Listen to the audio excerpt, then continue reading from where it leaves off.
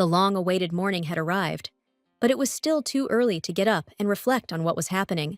It was necessary to wake up Kabil, but the boy was sleeping very soundly, and this turned out to be quite difficult. After his name was called repeatedly, he opened his eyes, but it was only an appearance. A few seconds later, he was snoring like a baby again. It was funny on one side, but every coin has a flip side. Here too there was no exception. A girl ended up in a book novel and became the main villain. A week before, on an ordinary gray day, our heroine was returning home from another interview. She was lost in thought, but suddenly a sharp cry behind her brought her back to reality, and she turned around. On the road, she saw a boy who had stumbled and was crying, and a huge car was driving towards him. Without thinking twice, she ran and pushed the child out of the way. Suddenly, everything around her turned black.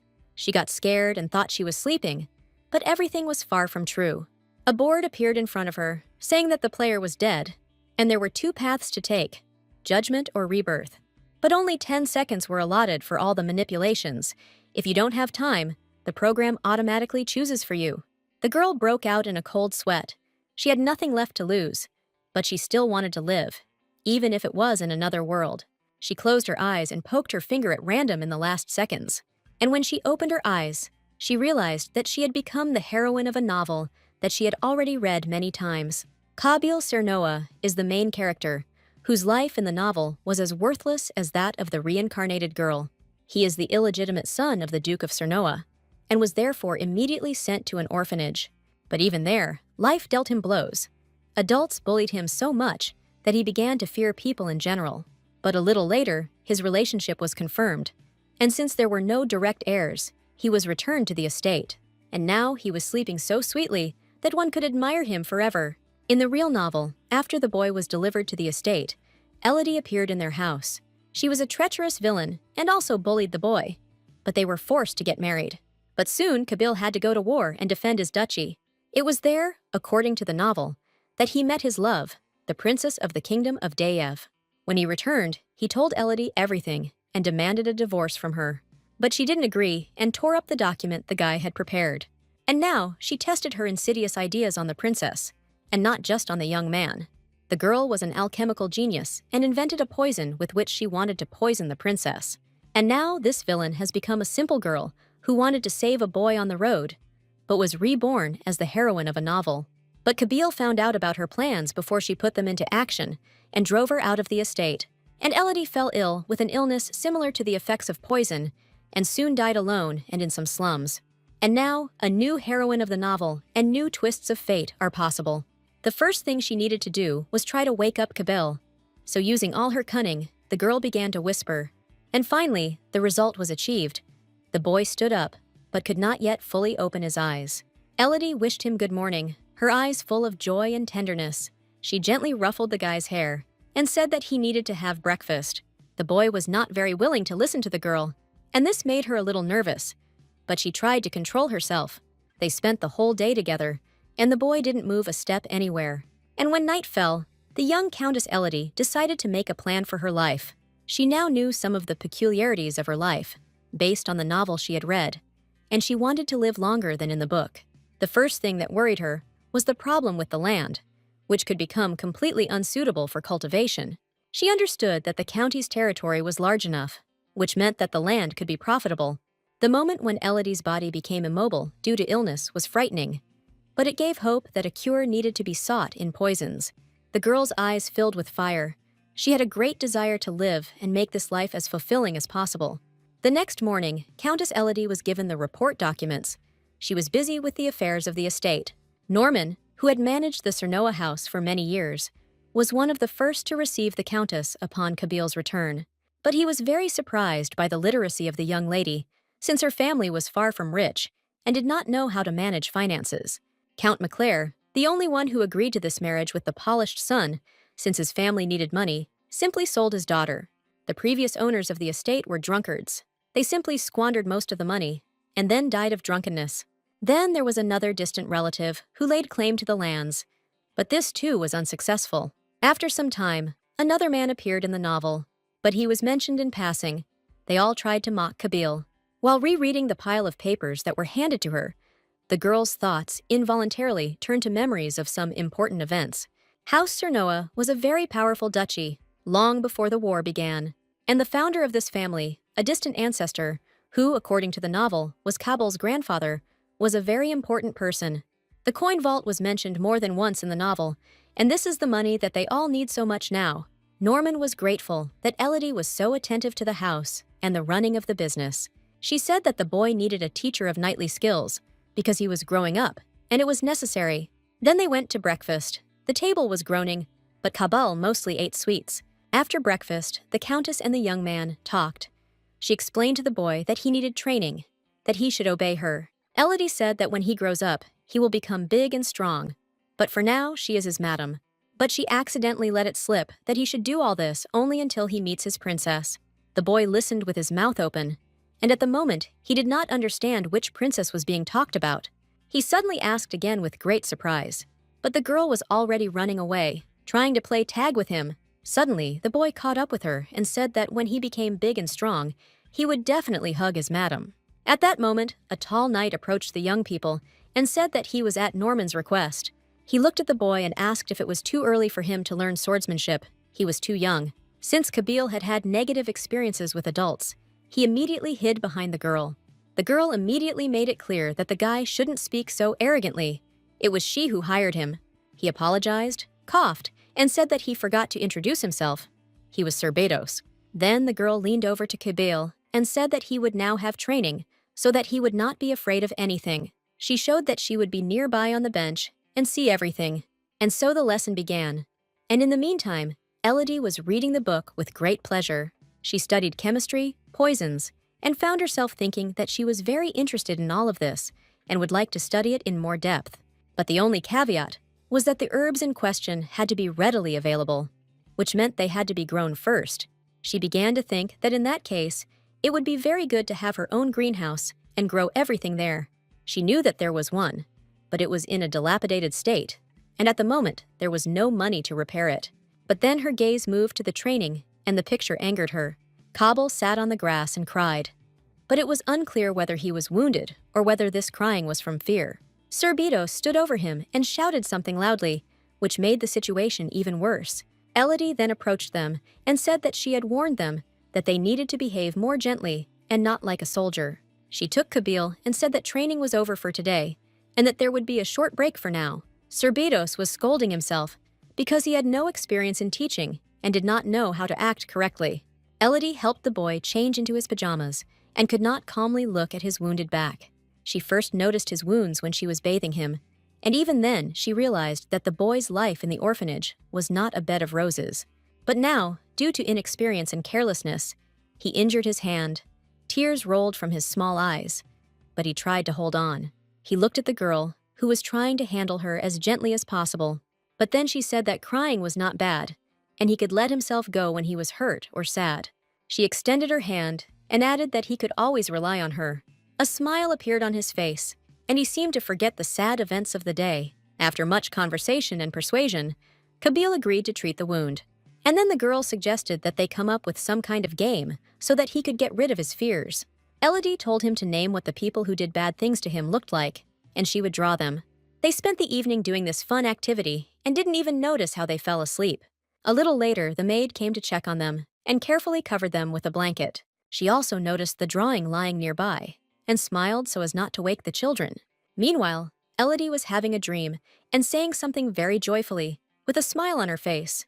The next day, they together with Norman found the very same chest with Grandfather Kabul's money.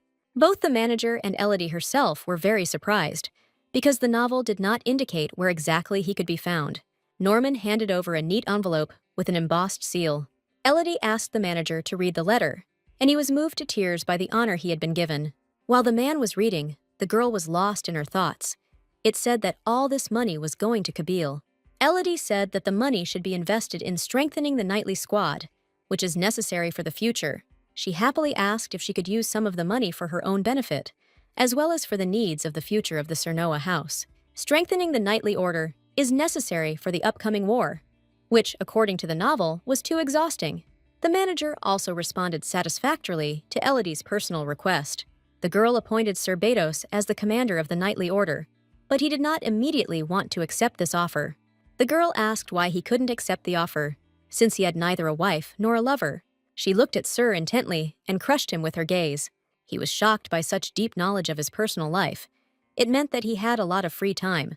In the end, he gave in and said that he was ready to serve faithfully for the good of the house of Sir Noah. The next day, at breakfast, Kabil devoured livers while Elodie read his favorite book. He reasoned that it would be great to live in a house made of sweets, like in the fairy tale that Madame read to him. But she hastened to disappoint him and said that ants love sweets, and living in such a neighborhood is very dangerous. Elodie noticed that her phrase upset the boy very much. She realized even more what he had suffered in the orphanage. But then she asked Kabil to get up from the table, and he obediently complied with the request. She pulled him by the hand, saying that she had an idea. Elodie placed the boy against the wall and said that she would now measure his height, as she thought he had grown a bit. Then she measured herself and said that from now on, they would do this every year to see how much everyone had grown. And then she said that in the future, he should be strong, handsome, and tall. This is exactly how the author described Kabila in the novel, before he went off to war. But suddenly, looking into the boy's huge eyes, Elodie laughed. She already saw a handsome man in him. She hugged him tenderly, ruffled his hair slightly, and said that he was very good. Kabil also hugged Madame, but his hugs were still childish and naive, and Elodie understood that if he went to war, they would not be fought for 10 whole years. And so now she will try to give this young man as many warm memories and emotions as possible. The next day, the manager came to the girl and asked about her birthday. He said that their holidays coincided, and so he took the liberty of combining their party into one day. The girl was very happy and added that she agreed to take part in a real party. Norman laughed and said he was glad to be part of such a bright event in their home. And Elodie wondered what she remembered about her birthdays at all, and what kind of memories they were. But the girl had no good memories from her previous birthdays. Count Mackler never celebrated his children's birthdays, and Elodie generally kept herself apart from everyone. But there is one thing. One birthday, she received a gift from her brother. Before her rebirth, the girl was an orphan, and she had no interest in celebrating her own birthday. It turns out that now she will have her first birthday party. But then Kabil interrupted her thoughts and asked what kind of day it was that needed to be celebrated. The girl happily replied that this is the day when a person is born. And then she looked at Kabil with sadness, because she needed to prepare a gift, but she didn't know what to give him.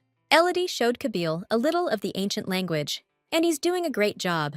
The novel said that the swordmaster uses mana to create aura, and the ancient language helps in this. But finally, that birthday party arrived. The table was set, and a huge cake was on. The maids asked the mistress if she liked her new dress, and she showed her joy with great pleasure. The maids congratulated her, wished her the best, and admired the beauty of the young lady. And then one of them brought a huge box for Elodie and put it on the table. The girl solemnly handed the box to Kabil and said that she had made this gift with her own hands. Opening it, the boy saw a plush bunny that Elodie had made with her own hands, especially for him. He hugged it, and his joy knew no bounds. It seemed as if this toy was the most expensive in the whole world. But then Norman leaned over to the boy and hastened to remind him that it was now his turn to give gifts. And after these words, the boy held out a small box. It looked very touching. She untied the bow, opened the box, and broke into a smile. There were candies and a signed card for her. Enough time passed. Elodie turned 14. Kabil turned 11. And again, the girl was immersed in the affairs of the Sir Noah house. She was reading her reports. Norman came to find out what the orders would be. She only asked what was needed now. During this time, Sir Bedos proved himself an excellent commander-in-chief, and the knightly order gained strength. Even newcomers wanted to join the ranks of knights under his leadership. At the event in honor of the new recruits, Kabil behaved like a true ruler. Although this was quite difficult for him, she held his hand so that he could feel the support of his family.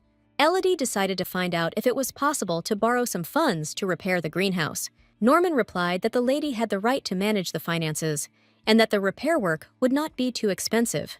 He clarified that the girl intended to visit the local market today. This was indeed the case, since the purpose of the purchases were herbs that were imported from far away. I wanted to go alone, but Kabil didn't want to stay alone, so we had to go together. The market was quite crowded and lively. Sir Bedos went with the children to prevent any misfortune from happening. But then suddenly, Elodie's gaze froze on the foreign artists passing by. There were so many of them that it seemed as if they had filled the entire market square. But most of all, the girl noticed that their looks were too angry and sullen. But the crowd quickly passed by, and some interesting aromas came from them. Elodie remembered that, according to the novel, she was interested in perfume and bought herself a bottle. But I chose it without thinking, and it turned out to be a perfume that attracted male attention. This caused too many problems, so this time the girl decided to give up the idea of buying perfume. But suddenly, a crowd of people separated the children again, and the girl began calling for Kabil. The crowd, in turn, carried him in the other direction. Elodie ran to Sir Bedos and the maid who had gone with them, but no one had seen the boy. Meanwhile, the boy wandered through the streets of the city and talked to himself. But suddenly, he met two tall guys on the way. They recognized him, and he thought that these two wanted to help him and take him to Madam. But it was not to be. One of them grabbed him by the lapels and said that since he was taken into a rich family, he owed them money. The boy closed his eyes and said that he had nothing and called for help with all his might. At that moment, as if by magic, Elodie appeared and called the guy to her. The guys let the boy go, and he ran to the girl and hugged her with all his tenderness. The two smiled and said that they simply grew up together in the same orphanage and wanted to say hello. But then Elodie's eyes filled with such anger that it seemed like she would tear into pieces everyone she came across. But at that moment, Sir Bedos arrived at that place and asked if the children needed help. But at that moment, Elodie grabbed one of the guys by the hair in such a way that they were the ones who needed help. She screamed that he should be flogged with rods for bullying the weak. She screamed so loudly that Bedos didn't think it was necessary to interfere, but said to let the guys go. They ran so fast that only their heels sparkled. But then the girl noticed that there was a strange and beautiful object lying on the ground. When she picked it up, it turned out to be a very antique brooch. Sir Bedos said that the thing looked very expensive, and certainly could not belong to those two guys. At that moment, a foreigner appeared with a question. I haven't seen two guys. They stole something dear to him from him. The girl showed the brooch and asked if this was the thing the foreigner was looking for. She carefully handed the brooch into his hands. The man burst into tears and said that this was a family heirloom that had been passed down from generation to generation. He then introduced himself as the head of the Rondia Trading Guild and that this brooch was a kind of talisman for him. The girl became thoughtful. Because this acquaintance could be very useful, she immediately introduced Kabel and said that she was expecting him to visit the Cernoa estate. The head of the Merchant Guild was very surprised when he heard that such a young guy was the head of the house. Night fell, the weather suddenly deteriorated, and there was a heavy downpour. Kabil slept poorly, tossed and turned, and had a terrible nightmare. In his dream, a creepy man stood in front of him, with a rod in his hands, and told him that he was destined to be alone. He asked Elodie for forgiveness, knelt before her, and begged her not to leave him.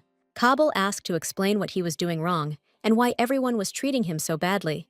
But the girl in the dream only laughed and said that it was written in his family line to be alone. From this terrible dream, the boy immediately woke up in a cold sweat and noticed that there was no one nearby. He sat down on the bed and looked around, but the room was dark and quiet. Huge tears streamed down his eyes, and for a moment he truly thought he was alone. He quietly, barely audibly, called the lady's name through tears, but the thought that she had abandoned him did not leave him. But then, like a ray of light from the darkness, Elodie appeared with a candle in her hand. She sat down next to the boy on the bed and wiped the tears from his cheeks.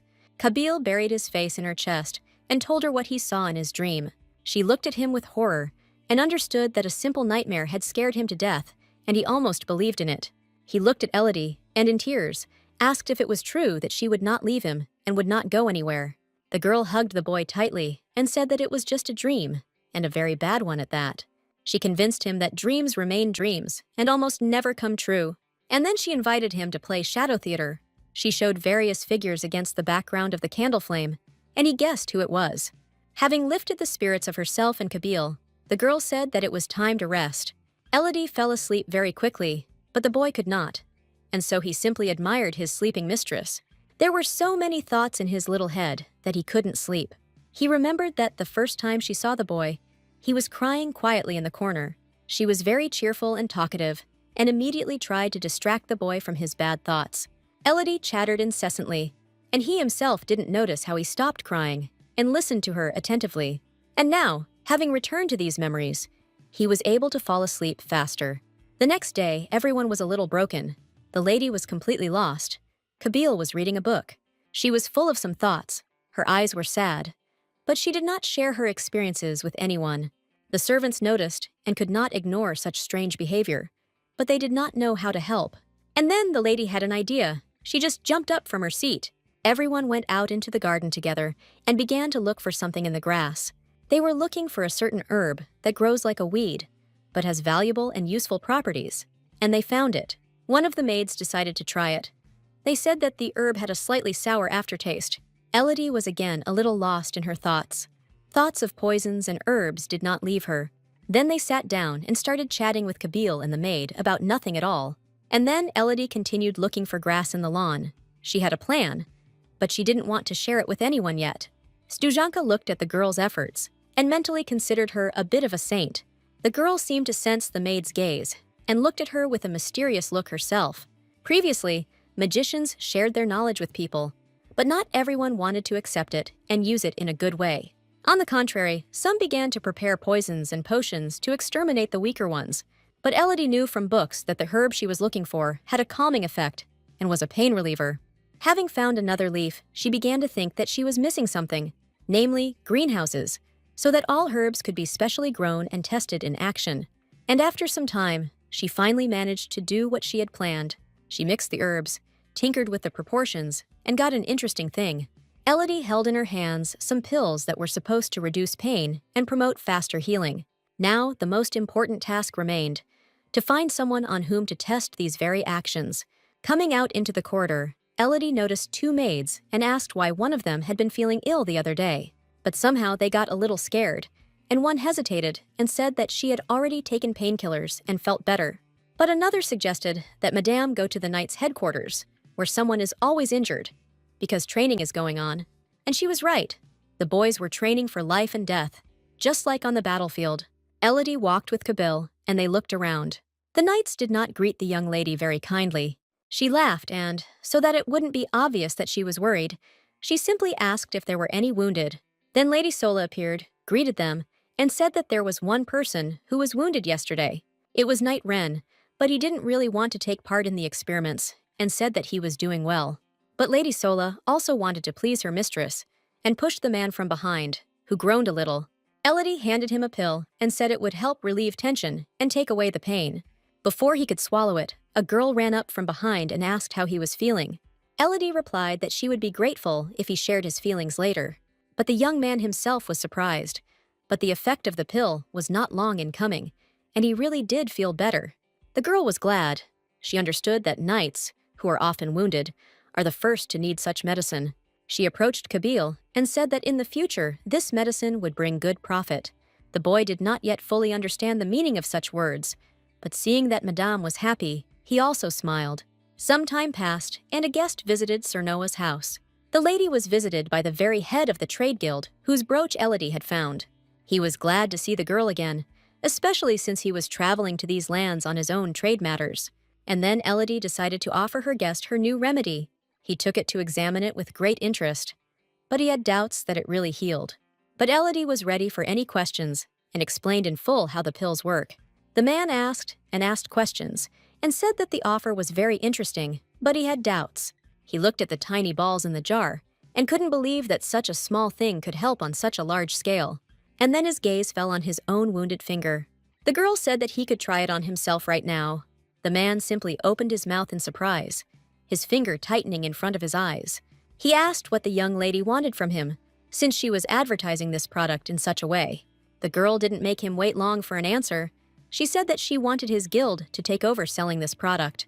The man said that all this was great, but volumes were needed, and the price would not be affordable to everyone, and he did not want losses. Elodie calmly said that everything else would be her concern, and his question was implementation. Moreover, a sufficient batch has already been produced so that he can take it with him. This medicine is easy to transport and does not require specific temperature conditions. The man listened to everything and said that he would take care of his business and then return to her on the way back. The girl smiled and added that more than one of their trading guilds was passing through. The man understood what the girl was getting at and said he agreed. The young lady immediately handed the contract to the head of the guild. She added that she would sell the drug in large quantities, but the price should be such that ordinary people could buy it. The man listened attentively and was amazed at how smart this young lady was. In the end, everyone was satisfied and they shook hands. But for a moment, the man froze and thought, not letting go of the girl's hand. This behavior alarmed Kabil, and he looked angrily at the man. The girl noticed the boy's anxiety and laughed, thereby dispelling the situation. She walked up to Kabil, gently hugged him around the neck, and said that everything was fine. And the boy knew that if she was happy, then he was happy too.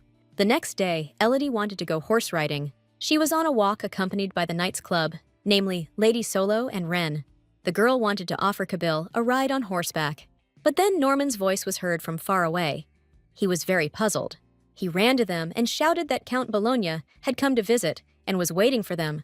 This news alarmed Elodie. Sola helped her jump off the horse. The ride was cancelled for today. Count Bologna was a very greedy, cunning man, and ready to make deals with the devil to achieve his goals. Even when the founder of the House of Cernoa was dying, he asked that under no circumstances should the government be entrusted to this count. And now, after some time, this man appeared again. Norman silently accompanied the children to talk to him. Meanwhile, the count himself sat nervously in the living room, waiting. He looked around the room and muttered to himself that this estate should have been his. If these lands were in his power, the whole world would know about him, and his power would have no limits. But at that moment, Kabil and Elodie appeared in the living room, and despite their excitement, the children tried not to be nervous. Elodie greeted him in the proper manner and smiled politely. The man looked at the children with disdain and did not want to engage in any dialogue at all. Kabil was very nervous. His large eyes gave him away, but he still greeted the count. Norman served tea. There were sweets on the table, and everyone sat down at the table to talk. Taking a sip, Elodie took the risk of starting a conversation and asked what brought the count to them. He immediately became angry and began to say that they had no right to live here and manage these lands. Naturally, such an angry tone could not help but frighten the children, and for a moment they became quiet. But the count did not relent and continued to insist on his line that they should free his estate.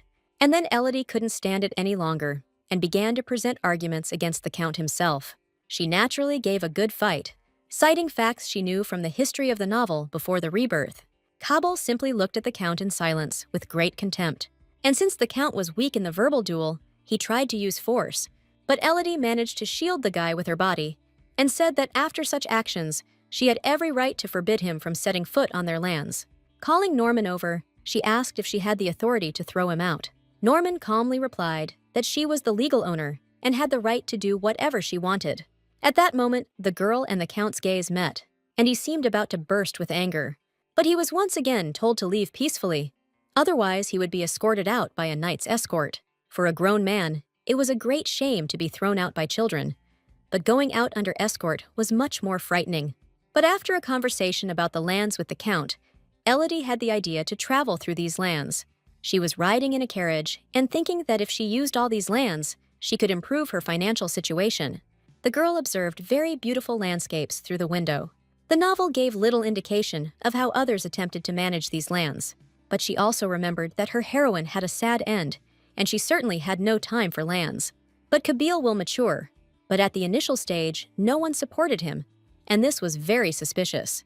But at that time, Elodie was on the side of the conspirators, so that's surprising, but now she wants something completely different. In the carriage, Kabil looked at the girl as if she were a great hope, but she was lost in her thoughts. But Elodie now understood that she had to do everything in her power to ensure that her heir was the best. And so they entered the lands belonging to their county, and the girl opened her mouth from the beauty and power. It was not convenient to travel further in the carriage, so it was suggested to move on horseback. Kabil doesn't particularly enjoy such trips, but as the future heir, he understood that it was inevitable. And so the two of them rode on horseback and admired the magnificent fields. All around there were beautiful ears of grain, mills were working, and in general, agriculture was flourishing. Kabila's grandfather knew a lot about lands, and it was not for nothing that he conquered them and annexed them to his county. People worked tirelessly and they liked it, because manual labor is the most valuable. It was clear that children were also involved somewhere, but not as slave labor, but according to their abilities. Elodie stroked Kabil's head and said that in the future, he was obliged to protect and help them all. But then the girl noticed that some of the land was empty. She asked Norman why this was so, since everything could be used. But he replied that this was how the soil was given time to rest. The girl added that turnips could be planted on the empty land, and they would enrich the soil with everything it needed. But she understood that apparently no one had ever delved so deeply into the study of agriculture. She watched as some people communicated during breaks from work and realized that life was going well. But Kabil didn't understand why the girl kept speaking in riddles about an incomprehensible future. Norman also confirmed that the population has increased recently and people have begun to return to agriculture. And in general, compared to the past in the novel, the county now lives much better. And the lady herself was busy searching for and studying another herb. The greenhouse renovation work was nearing completion, and another goal would soon be achieved. But then the maid came running and brought some strange grass, saying that a lot of it had grown. Elodie was no less surprised, because something new was also a discovery for her. She took the grass and began to examine it. At some point, she seemed quite familiar to her, but she was afraid of being mistaken. She only asked where exactly the maid had found it and how much of it had grown, so that she could study its properties well. But a little later, the girl went down to Kabil to attend the training, but for the first time, he answered that it was not necessary. And then she realized that the guy was growing up and trying to become independent. She knew that this moment would come sooner or later, but it was quite difficult to accept. But she decided not to burden herself with stupid thoughts anymore, and to enjoy what was happening now. The next day, she read the news from the local newspaper, and that's when she started to panic. There was anxiety and fear in their eyes, because they were talking about that very war. The newspaper wrote that terrible bloody actions were taking place, and innocent people were dying. And behind all this is the emperor himself, who simply wants to show his power and strength over the people. What's even sadder is that Kabil will be called up for this war, and will be gone for 10 years. The maid noticed her mistress's anxiety and asked if everything was okay. She tried to smile, but the maid was quick enough to realize that her mistress was hiding something. There were two sides behind the war, the emperor and the church. One advocated total war without mercy and indiscriminately, but the church was against it. But both sides understood that they were powerless without each other, and in the end, they took the same side, agreeing that they would go together against the Urta Empire. But according to the novel, their strength alone was still not enough. Their strengths were practically equal.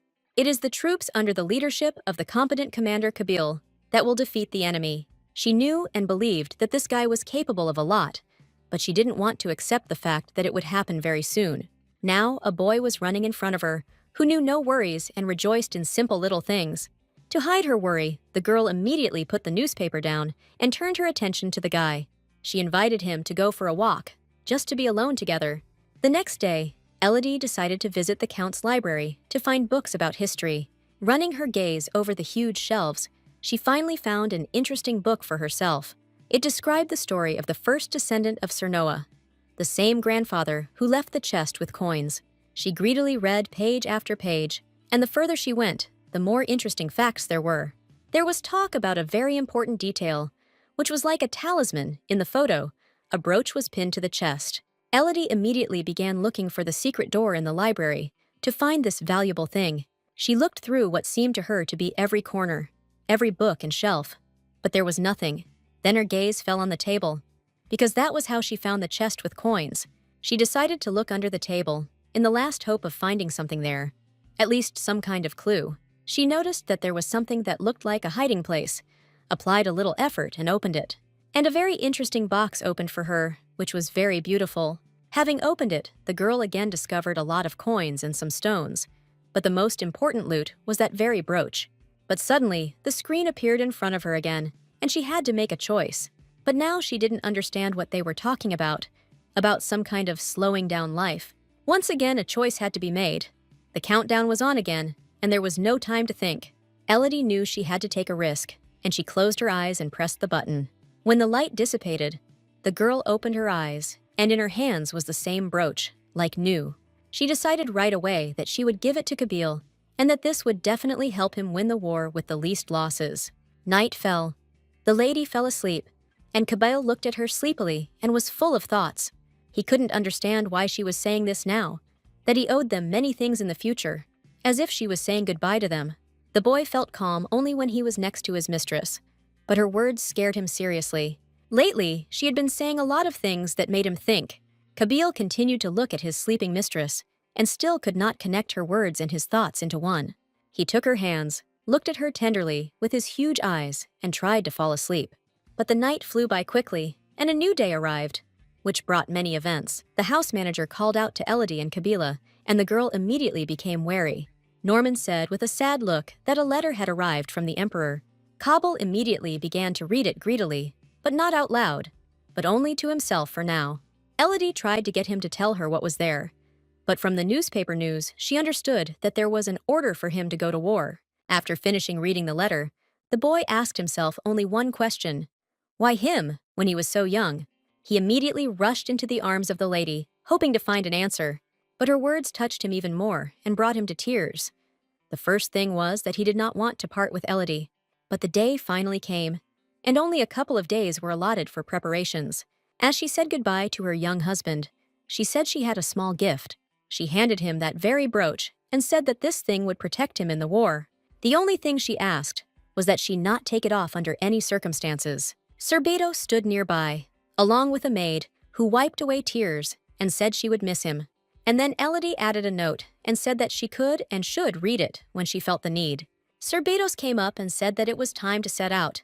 The road ahead was long. The road will really not be easy along a rocky path, and so everyone sat down on the horse. But Kabul did not even want to turn around, because he understood that he would be upset. Elodie silently watched the departing soldiers. She knew that the separation would last 10 years. Meanwhile, spring was already approaching. Elodie became fully immersed in the study of herbs and their practical applications. In the greenhouse, together with the maid, they monitored the growth of new shoots. At one time, the church shared its magical powers and knowledge, but not everyone wanted to delve into it. And now the lady was worried about the new ginseng root, which began to grow abundantly. But her thoughts were somewhere far away. She wanted to know what was happening to Kabul and what she was preparing for. Norman came to her with more reports, since at the moment she was considered the head of the Cernoa house. But suddenly, the girl became interested in the topic of slums, because according to the manager, poverty still flourishes there. Elodie asked if she was right that the slums were part of their land. Norman agreed. She remembered how often Kabul had nightmares about the orphanage where he grew up. Norman said that this orphanage is still operating, and then Elodie said that it was high time to go there and see what was going on. She added that she remained silent out of respect for Count Bologna, and after his last visit, there was no point in waiting any longer. As she was getting into the carriage, one of the knights of the order presented her with a bouquet. It was so sweet. The flowers were so beautiful that the girl stood still for a moment, admiring them. Just recently, her young husband brought her such flowers. She missed him very much, and these flowers made her even sadder. A little later, the lady reached that very shelter. A nondescript man came out to meet them, and Norman, and asked what they had come for.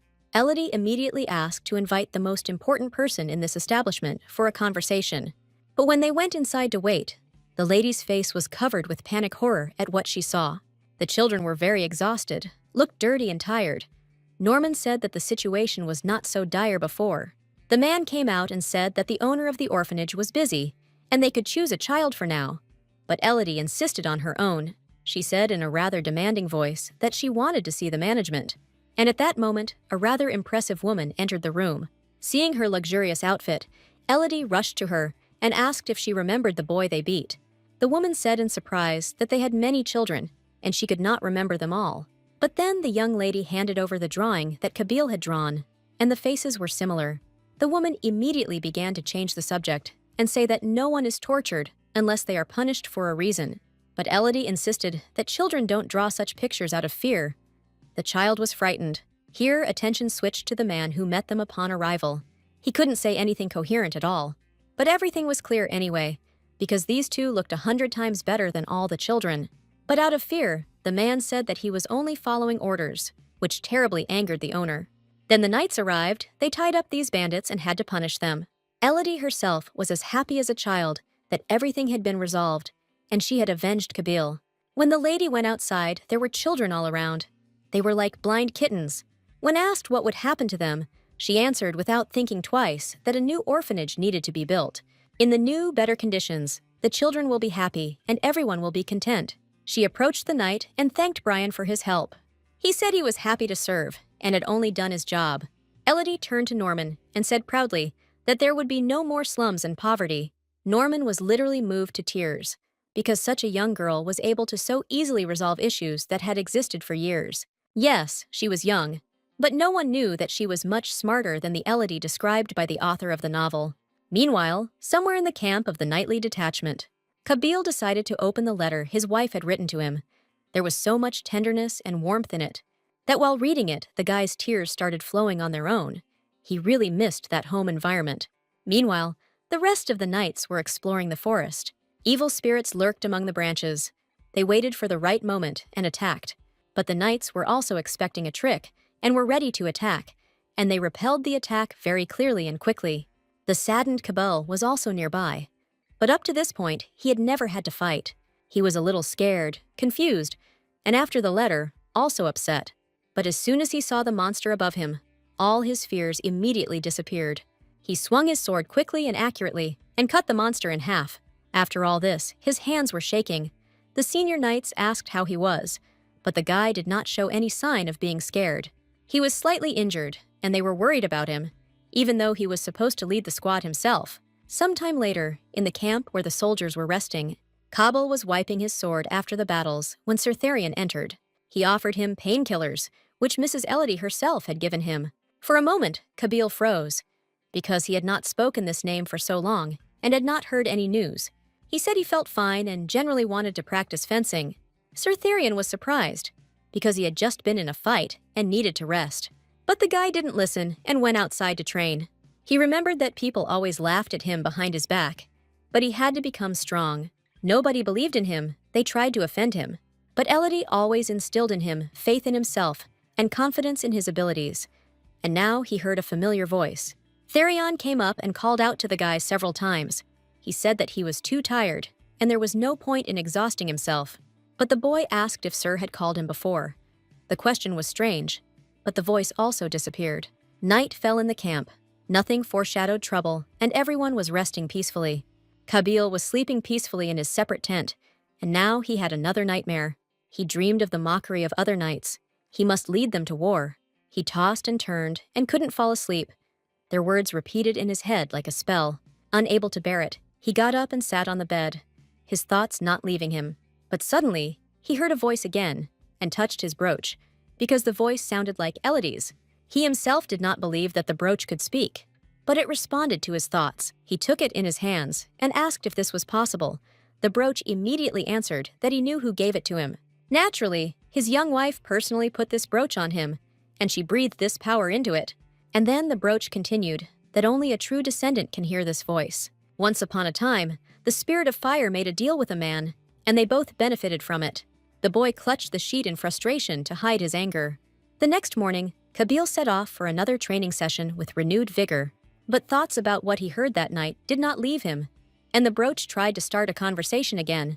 The guy didn't immediately realize that the brooch was reading his thoughts, and that he couldn't hide anything.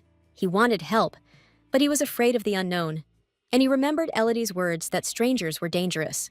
The spirit of fire would also have benefited from this deal, since enrichment with power is important in two directions. Kabil was very doubtful. Even questions about his wife and returning home did not convince him. But the boy wanted to be sure that this alliance would really help him win the war and become stronger. He thought for some reason, and his thoughts materialized.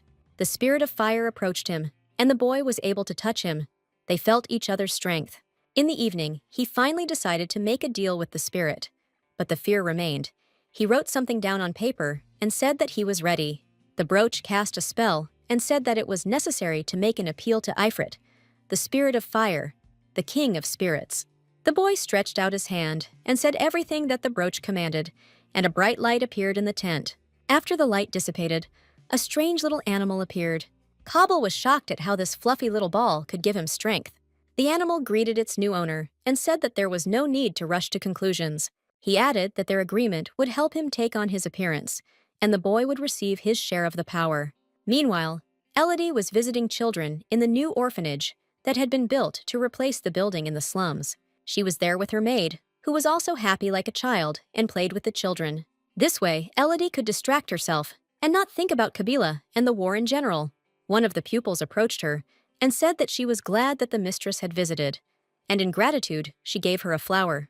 Happy Elodie walked to the carriage and inhaled the scent of the gifted flower. but then suddenly she felt weak and numb. The symptoms were the same as in the novel, when the heroine died. But the timing was too early. Returning home, Elodie immediately went to her greenhouse and began collecting herbs. She began to intensively study books and the possibility of curing symptoms such as hers. She hoped to greet her husband with a smile. But everything doesn't go according to plan. The lady spent all the following days in the greenhouse and laboratory. She was puzzled and saddened, wary and acting rather cautiously. When the servants addressed her, she would force a smile and say that everything was fine with her. But when she was alone, she became sad again. One day, the girl noticed that a new herb had appeared. Even the maid noticed this, because the greenhouse was visited quite often, and no one had noticed anything new before. Elodie immediately decided to test the properties of this herb on herself. She brewed 2 cups of tea from the leaves and flowers of this herb. At first, she decided to try tea made from leaves. It was not very strong and not very rich in color. After she swallowed the tea, she felt nothing. But after a few minutes, she began to feel her fingers again. They weren't made of stone. The next one was a cup of flower tea, but it scared the girl because the color was too intense. Before she could swallow the first sip, the mug of tea fell out of her hands. She herself almost fell down from the cough that began to overwhelm her. But then she also noticed that there was blood on her hands when she covered her mouth. And eventually, she felt complete relief when the cough stopped. She concluded that these 2 decoctions complemented each other's effects. But coughing up blood frightened her. She made the decision not to say a word to any of the servants. Her mood changed. She calmed down, because the medicine turned out to be easier to find than she thought. The servant girls also noticed that a slight smile appeared on the mistress's face, but they were worried. Somewhere deep down, they were very worried, but they tried not to show it. But one girl stayed to clean the mistress's office. She was in a good mood. But then she approached the table and saw that Elodie had forgotten her handkerchief, hidden from view. When the girl pulled out the handkerchief, she was horrified that it was covered in blood. There was peace and quiet in the camp during the war at that time. Kabul discussed the next steps with his knights. Enough time passed, and he no longer looked like that boy who was afraid of everything. But the knights did not agree with his opinion, since the events that happened the day before were to blame for everything. He believed the words of the girl who introduced herself as a princess. Meanwhile, the war was in full swing, and the emperor stopped at nothing. The emperor and the church were in constant struggle with each other, and it was only a matter of power. The church could provide magical warriors, and that was exactly what the emperor needed. But the purpose was not what Kabul thought. Having finally understood the intentions of the war, he realized that he needed to change tactics and destroy the Urta Empire. But the spirit of fire calmed the guy and said that he needed to wait just a little longer, and the war would end. Ifrit asked if he really didn't want to go to his wife. After all this time apart, the guy thought about it, because many people here are lonely, and they are waiting for him there. But there have been no letters for a long time, and he knows nothing about his wife. He heard whispers about the knight's wife, that she had abandoned him, and he still knew nothing. But he doesn't receive any more news, only that single first letter. Maybe Elodie has already married someone else, and he is here worrying about her and what is happening to her. He felt sad. He didn't want to trust the spirit anymore, or rather, at the moment, he didn't have the strength. He asked his little friend to leave that evening. The spirit left, but he could hear thoughts, and said that, having grown up, he had changed too much and could be aggressive. And it was at that very moment, left alone with himself, that he heard some voices. And after a while, out of the blue, a girl fell on him. Everyone was very distrustful of her, and tried to convince Kabul that this could be the work of the enemy. She introduced herself as a princess, and said that Haikar II, the king of Urta, was hunting her. One of the knights dared to ask how she managed to open the gate and get to them. The girl extended her hand and said that this bracelet was given to her by her mother, and that it had magical powers. She burst into tears and said that she did not want to become a slave, and that none of her relatives were alive anymore. Kabul said that tomorrow they would see if she was right or not. The knight, who doubted the actions of the chief, remained to wait. As he left, he added that if something went wrong, he would allow the princess to be killed. In the meantime, he will check whether the king will really come for her, and this will be an opportunity to settle scores. The next day, Kabul himself went to the place indicated by the princess. Having killed the guards, he began to wait for his main rival. He didn't have to wait long. He didn't expect to see a strange knight. The man immediately pounced with questions and threats. But Kabul did not stand on ceremony for long. One swing of the sword, and the deed was done. and then he ordered the spirit of fire to roast everything here until it was completely destroyed. And so it came to pass that Kabil led the war, and wherever he set foot, everything burned to the ground. Step by step, he walked towards victory, as promised to him by the King of Spirits. The residents rejoiced. The war was over. Elodie read the news and couldn't believe it. Events were developing completely differently from the novel she knew. But the most important thing has happened, and unfortunately, there is no escape from it. Kabil met a princess during the war, which means they will be together, and now she has to leave. Her role in his life had come to an end. She only wanted to hope that he would allow her to live somewhere on the outskirts. Meanwhile, back in the camp, there was a debate about whether to go to the emperor. The knight was surprised that Kabil, as commander-in-chief, refused the emperor's personal gratitude. He replied that he wanted to return home quickly. He was tired of being away for so long. But what was also troubling was that the Prince of Zendikar had disappeared without a trace near the lands of La Plencia. But the Spirit of Fire can find someone whose face remains clearly in memory, but otherwise everything is useless. During this war, many mysterious things happened. His growing up, the princess, her bracelet. As it turned out, this item was stolen from the church. The princess, having learned of this, gave it to him as a gift and said that he should continue to be of use where he had been before. For some reason, everyone attributed the affair to the princess and Kabil. Although he had a wife, he looked in the mirror and again thought about how his wife would accept him. So much time had passed. The little friend tried to joke that she should remember him anyway, no matter what his build became. But Kabil did not like his new friend very much now, and was surprised that he had become small again. The spirit answered him that due to the excess of power, he could now change his appearance, but his thoughts were already far away. Meanwhile, Elodie met Sir Bedos and was very happy to meet him. They chatted. She asked how things were in general. He was a little embarrassed.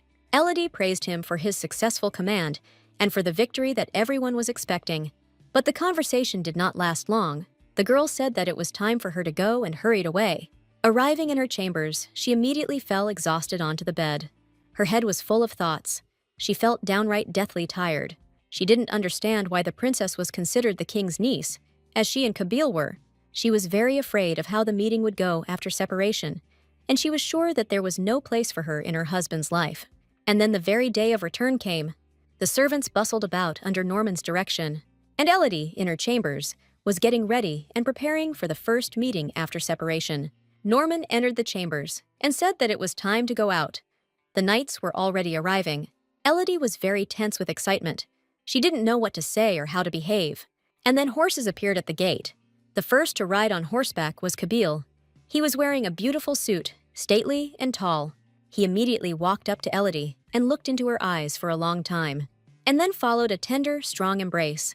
There was a feeling that he could crush the fragile lady. She didn't expect such tenderness, because she was preparing for a completely different outcome. And the knights in the crowd whispered like young ladies about how they didn't recognize their commander. They gossiped about how Elodie was like a sister to him, not a wife at all, and that she was incapable of melting his heart. Everyone kept saying that he couldn't find a better match than a princess, but seeing how tender he was with his mistress, they were confused, although they believed that she was only wasting his fortune here. The servants also shed bitter tears, as if he had not returned now, but was just leaving for the war. Earlier, Norman had gathered everyone to talk about Elodie's illness and agree on further actions. He said that she hid it for a long time, and if it weren't for the incident with the scarf, no one would have found out anything. But he also added that they should not pretend to know everything, but help from afar. Kabil was immensely glad to meet him, but somehow the lady's gaze seemed indifferent to him. He asked what was wrong, why she was silent, and didn't say how glad she was to see him. Kabil took her hands and hugged them tenderly, saying that it was like he was back in the good old days. He touched his face with his hands and continued to say a bunch of compliments. She also looked at her husband and wanted to reciprocate, but she was afraid. She turned around and said that it was time to go and rest. Everyone was tired from the journey. Kabil stood there, confused. He didn't understand why the lady was so cold. Elodie herself was unsure of the correctness of her actions, but she did not want to deviate from her tactics. They entered the bedroom where they spent time as children. Kabil noticed that nothing had changed. The lady said that she had not touched anything since he left. He praised that the estate was very clean and beautiful. To ease her excitement, Elodie said that he had also become a very handsome young man, and she simply hadn't expected it. Once again, Kabil tried to get closer to the lady, and once again asked if she was glad to return. He looked intently into her eyes, wanting to see the answer in her gaze, but she turned away again and said that she, of course, missed him and waited, and was very glad that he returned healthy. The guy didn't understand at all what was happening. The thought occurred to him that she had someone else, but he didn't have the strength to ask, and he was afraid, and it was also difficult for him to be in an incomprehensible state. After a while, they changed clothes and went to dinner, but the tension in the air continued even at the table. Elodie ate slowly and was lost in her thoughts about when her husband would tell her about the divorce. But he just looked at her and couldn't stop admiring her and couldn't think of anything else. He couldn't get enough food. Everything seemed so familiar, but at the same time so far away. But Elodie kept wondering when the conversation about divorce would begin. She was already ready to say goodbye to her husband, but everything was going wrong. After dinner, the two of them walked along the corridors of the estate to their bedrooms. And when they approached the door, the girl immediately mentioned that she was spending the night in the room next to him. Her thoughts had already said that this is how it would be now until they got divorced. But out loud, she simply told him to rest. The young man's gaze made it clear that he was perplexed, and that her words were incomprehensible to him. He asked his question again, that she was not happy to see him, and his presence nearby was also unpleasant. But the girl insisted on her own, saying that she was not used to seeing him like this, but was very happy. In Kabil's eyes, despite his height, one could see a childish fear that he would be left alone. He turned silently and headed towards his bedroom. The girl went after him. She felt guilty, but knowing the history of the affair, she didn't know what to do. He was still the same young husband she had protected and loved, but now he had become much better. She tried to touch his shoulder, but something inside prevented her, and he glanced sideways at his wife, guessing. Kabil said that it was she who taught him that husband and wife spend the night together, and he does not understand her refusal. She tried to defuse the situation, and said that after such a long period of fighting, he simply needed to rest. Elodie suddenly beamed and said that she had no intention of leaving her husband, but now they just needed to get used to each other. From such words, Kabil became darker than a cloud. Inside him there still lived like that boy, who was afraid of everything new. And Elodie, giggling, tried to change the subject to something more pleasant. But in this situation, the conversation didn't seem to go well, and Kabil remained silent, trying to listen to every word. Elodie herself was waiting for this day, and really wanted it, but she was sure that her husband didn't need her, and now he won't let her go. He was more gentle and affectionate than ever. He touched her face. He wanted to enjoy every moment of her presence. Here his face broke into a gentle smile when the lady invited him to remember the past. She led him to the wall and showed him how she had measured his height year after year until he went off to war. He looked at these colored stripes and noticed that Elodie had already marked her height at approximately the same place as she is now. Kabil asked why she did that. She replied that she was bored and decided to imagine what she would be like. But she didn't expect him to grow so much and suggested measuring his height now. Of course, he agreed with pleasure. It was a reason to keep his wife nearby. But then he asked her again to stay with him, at least for one night. And that's how it happened that they both fell asleep. Elodie fell into a sweet sleep because she was very worried, and the young man, as always, felt protected and slept like a baby. But at some point, Elodie opened her eyes. She looked at the guy and was happy, but she didn't know for how long. Kabil really wanted to hug his wife, but he could only imagine it in a dream because of recent events. He woke up much earlier and was very worried. Kabil carefully covered his wife so as not to disturb her sleep. Meanwhile, he went to wash himself and drink some water. When he returned and approached the bed, he was very surprised. On the pillow sat his little furry friend, with whom he had made an agreement. Kabil immediately began to drive him away, but the spirit replied that he had only come to look at the one who had given him life. He hastened to remind that it was this girl who activated the brooch and gave it to Kabil. But then he added that the guy became too angry when he had fully gained strength and ran away. And Kabil again lay down next to his wife to prolong the moments of being together. After a while, Elodie herself woke up. She also looked at her husband with love and was glad in her heart that he was nearby. It was time to take a stroll around the city, and Elodie hurried to change. She was grateful to her husband for being polite and going out while she needed to change her dress. There was a maid in the chambers, and the girl was again in the clouds. And then Elodie asked what happened between the girl and the knight. At first, the maid didn't understand what they were talking about, because there had been no quarrel. And then she remembered her conversation, and laughing said that it was nothing serious. Having calmed the lady down, she understood that she could not tell her about that conversation. And the matter was as follows, and this was truly a secret that could not be disclosed. On the day the knights returned home, the maid was talking to Sir Bedos. He praised the princess and said that she was the best match for Kabil. The man insisted that if the lady and the guy himself loved each other, then they were brother and sister. But the maid insisted that they were right for each other, because they had known each other for a long time. Bedos said that the lady loved the young man's condition, and not him as a person. These words touched the maid very much, because she was there every day when they left for the war. The man did not know how to calm the girl down. She presented arguments in defense of the mistress, but then she gathered her courage and gave him a hard slap. The man immediately fell to his knees and began to ask forgiveness for his thoughtless words. But the maid was unwilling. She knew that her mistress did not sleep at night and worked very hard. Meanwhile, the city was celebrating the end of the war. Elodie suggested that Kabil take a walk and see how the city had changed. She looked completely different today, somehow especially elegant. Kabil said that he would definitely keep his wife company, and so they went for a walk along the streets. The lady pointed out a very interesting place. It was a store that sold various jewelry, and they were greeted by a very polite salesperson. Kabil noticed an interesting hairpin and immediately applied it to his wife's hair. Even the saleswoman noticed that the item was chosen with taste and suited the girl very well. They bought it, and the girl behind the counter said that they looked very harmonious. After leaving the store, the girl thanked him for the gift. She was proud to be the wife of such a noble knight, but deep down, she was still haunted by the story she knew. While walking with Kabil, she decided for herself that she would live these days as she felt, since history was not going quite that way.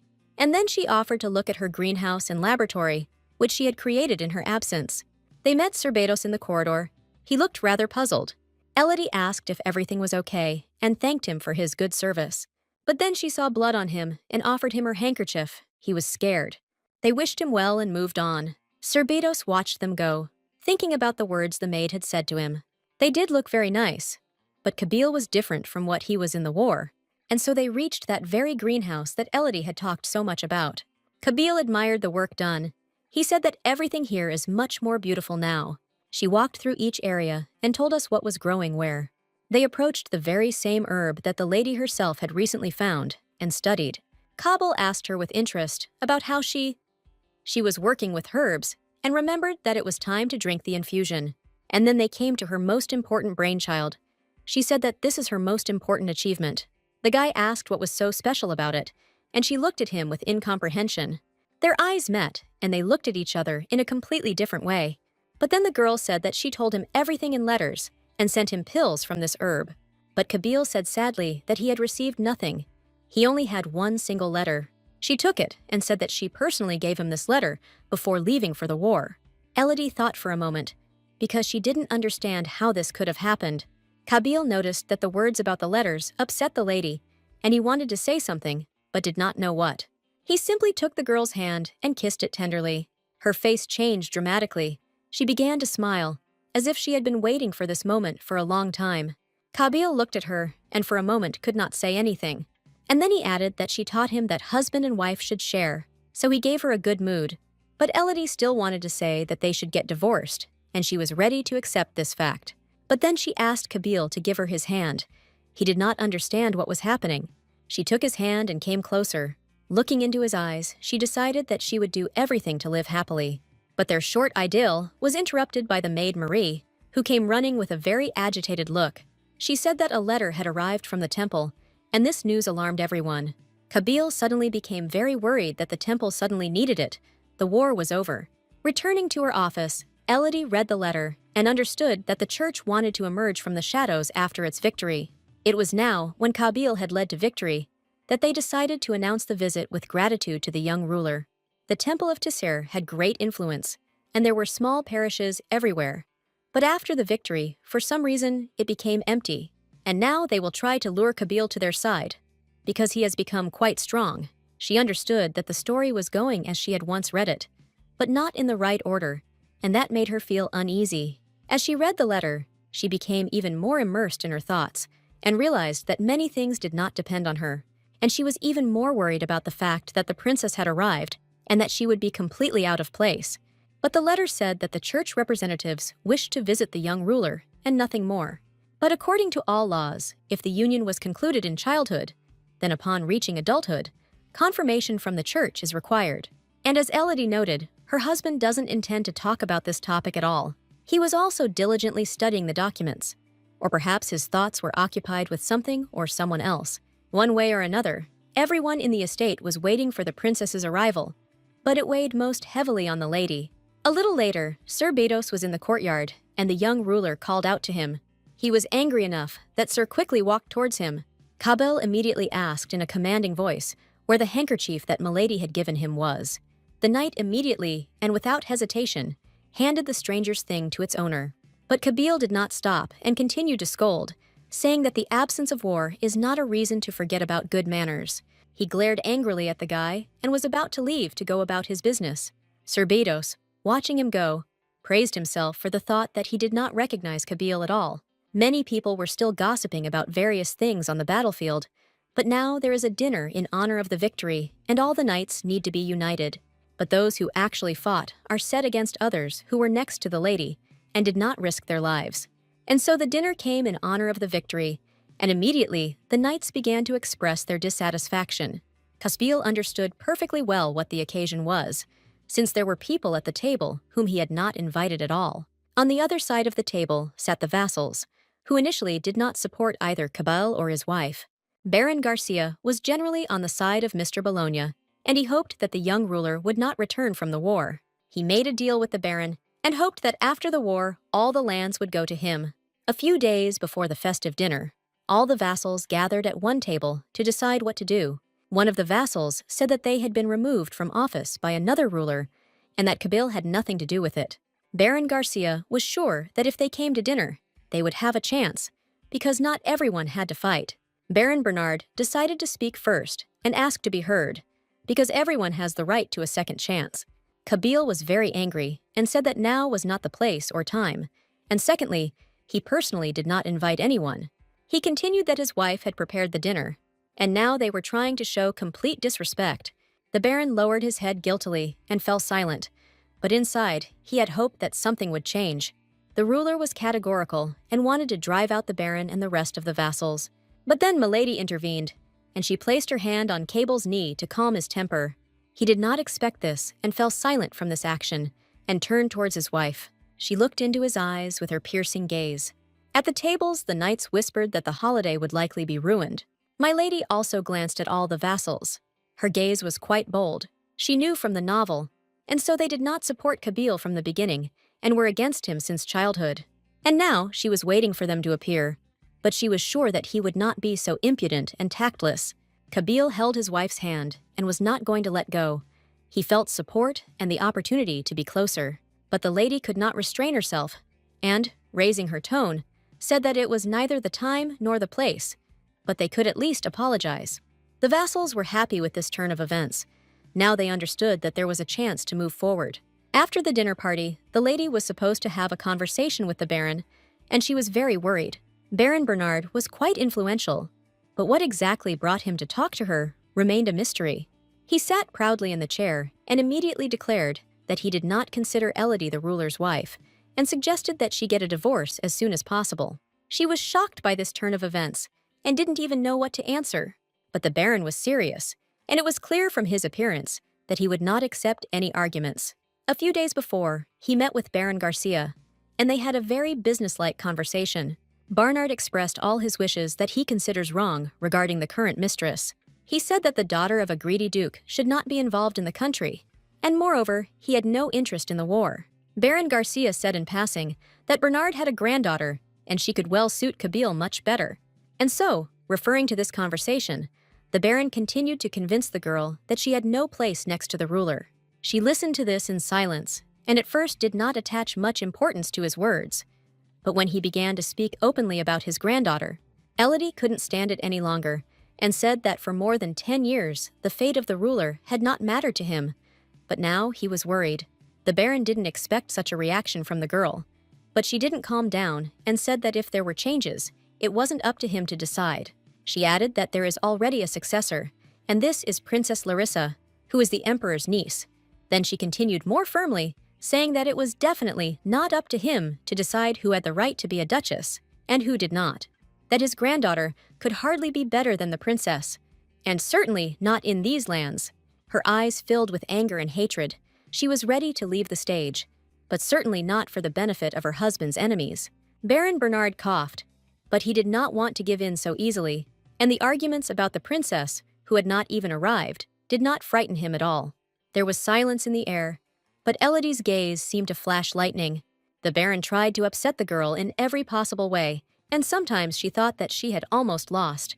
But she also said to her friend that if the Baron did not want to be removed from the estate in disgrace, he would be better off leaving himself. At that moment, Kabyle entered the room, looking furious. He immediately asked who gave the Baron the right to decide who was suitable or not for the role of his wife and duchess. Kabyle grabbed the sword that hung on his belt and was ready to pierce the boron. He sat down on the floor from surprise and a slight push, and was confused. But Elodie quickly tried to calm her husband down and convince him that their conversation was definitely not worthy of a mortal fight. She said that the man himself realized that he had said too much and was already getting ready to leave. Her gaze showed concern, but not so much for herself, but for her husband and his position in society. At that moment, a knight ran into the room, asking what the noise was about. The picture was rather strange. Elodie and Kabyle were standing, and a little further away from them on the floor sat the frightened Baron. She tenderly hugged her husband and said that nothing terrible had happened. Everything was fine now. Then she approached the Baron and asked if everything was okay with him and if he had been hurt in the fall. Kabyle looked menacingly at the Baron, but said nothing. His eyes said everything. The knight was confused, because he did not understand who was to blame in this situation. And for him, my lady looked like the instigator of the conflict. The Baron left, and Kabyle told his subordinate that he could go free. And then, when they were alone, Elodie said that her husband had done it in vain. His order was not entirely correct from a legal point of view. He should not decide such issues without a trial, and if he killed a vassal, he could also be convicted, and this would ruin his reputation. He nodded obediently and said that he completely agreed that he had acted rashly, but he was protecting his wife. Kabyle looked at his wife again with hope, and was sure that this situation should bring them closer together. They held hands like lovebirds, and the lady thanked her husband for his attention and concern. Kabyle promised that he would not do this again and would try to seek advice in the future. The girl smiled, but she was tormented by the thought that there was truth in today's words and that she would soon be out of luck.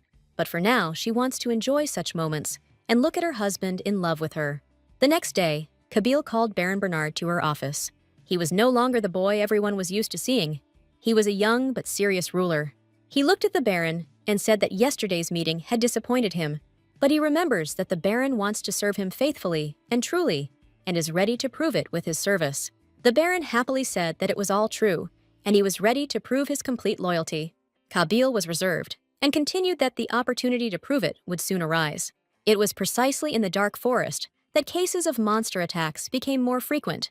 Now he will have some rest and go off to write and compile reports on work, and he will see how easy it is to be in charge. After all, the Baron believes that Elodie did nothing while her husband was at war, and she did a lot of work during this time alone. Therefore, Kabyle confidently stated that the Baron could cope just as well.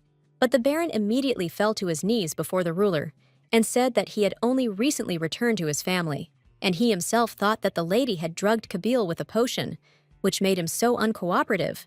But Kabyle added that since the Baron was worried about his family, they could go with him. Sometime later, somewhere in the estate, a charming girl named Iris was walking, who was the granddaughter of that very Baron Bernard. She was lost in thought about how, after talking to her, the young ruler remained indifferent. But she remembered that her grandfather had promised that everything would be as she wanted, so she wasn't too worried. Suddenly, she noticed a rose bush. Flowers always attracted her, and pink roses especially. It was with this color that she had an association when a certain young man helped her. His pink hair sank into her soul.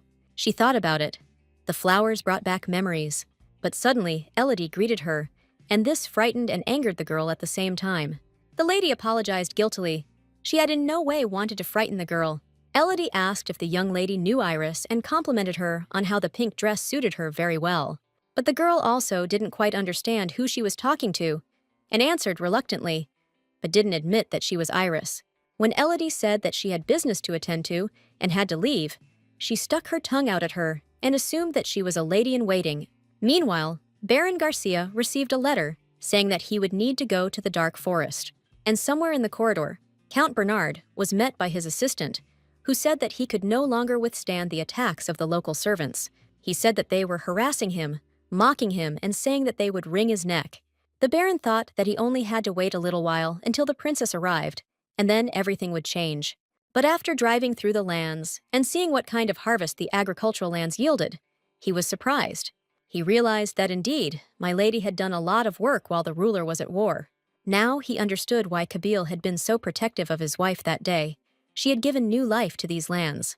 But still, the Baron himself did not lose hope that his granddaughter could melt the Duke's heart.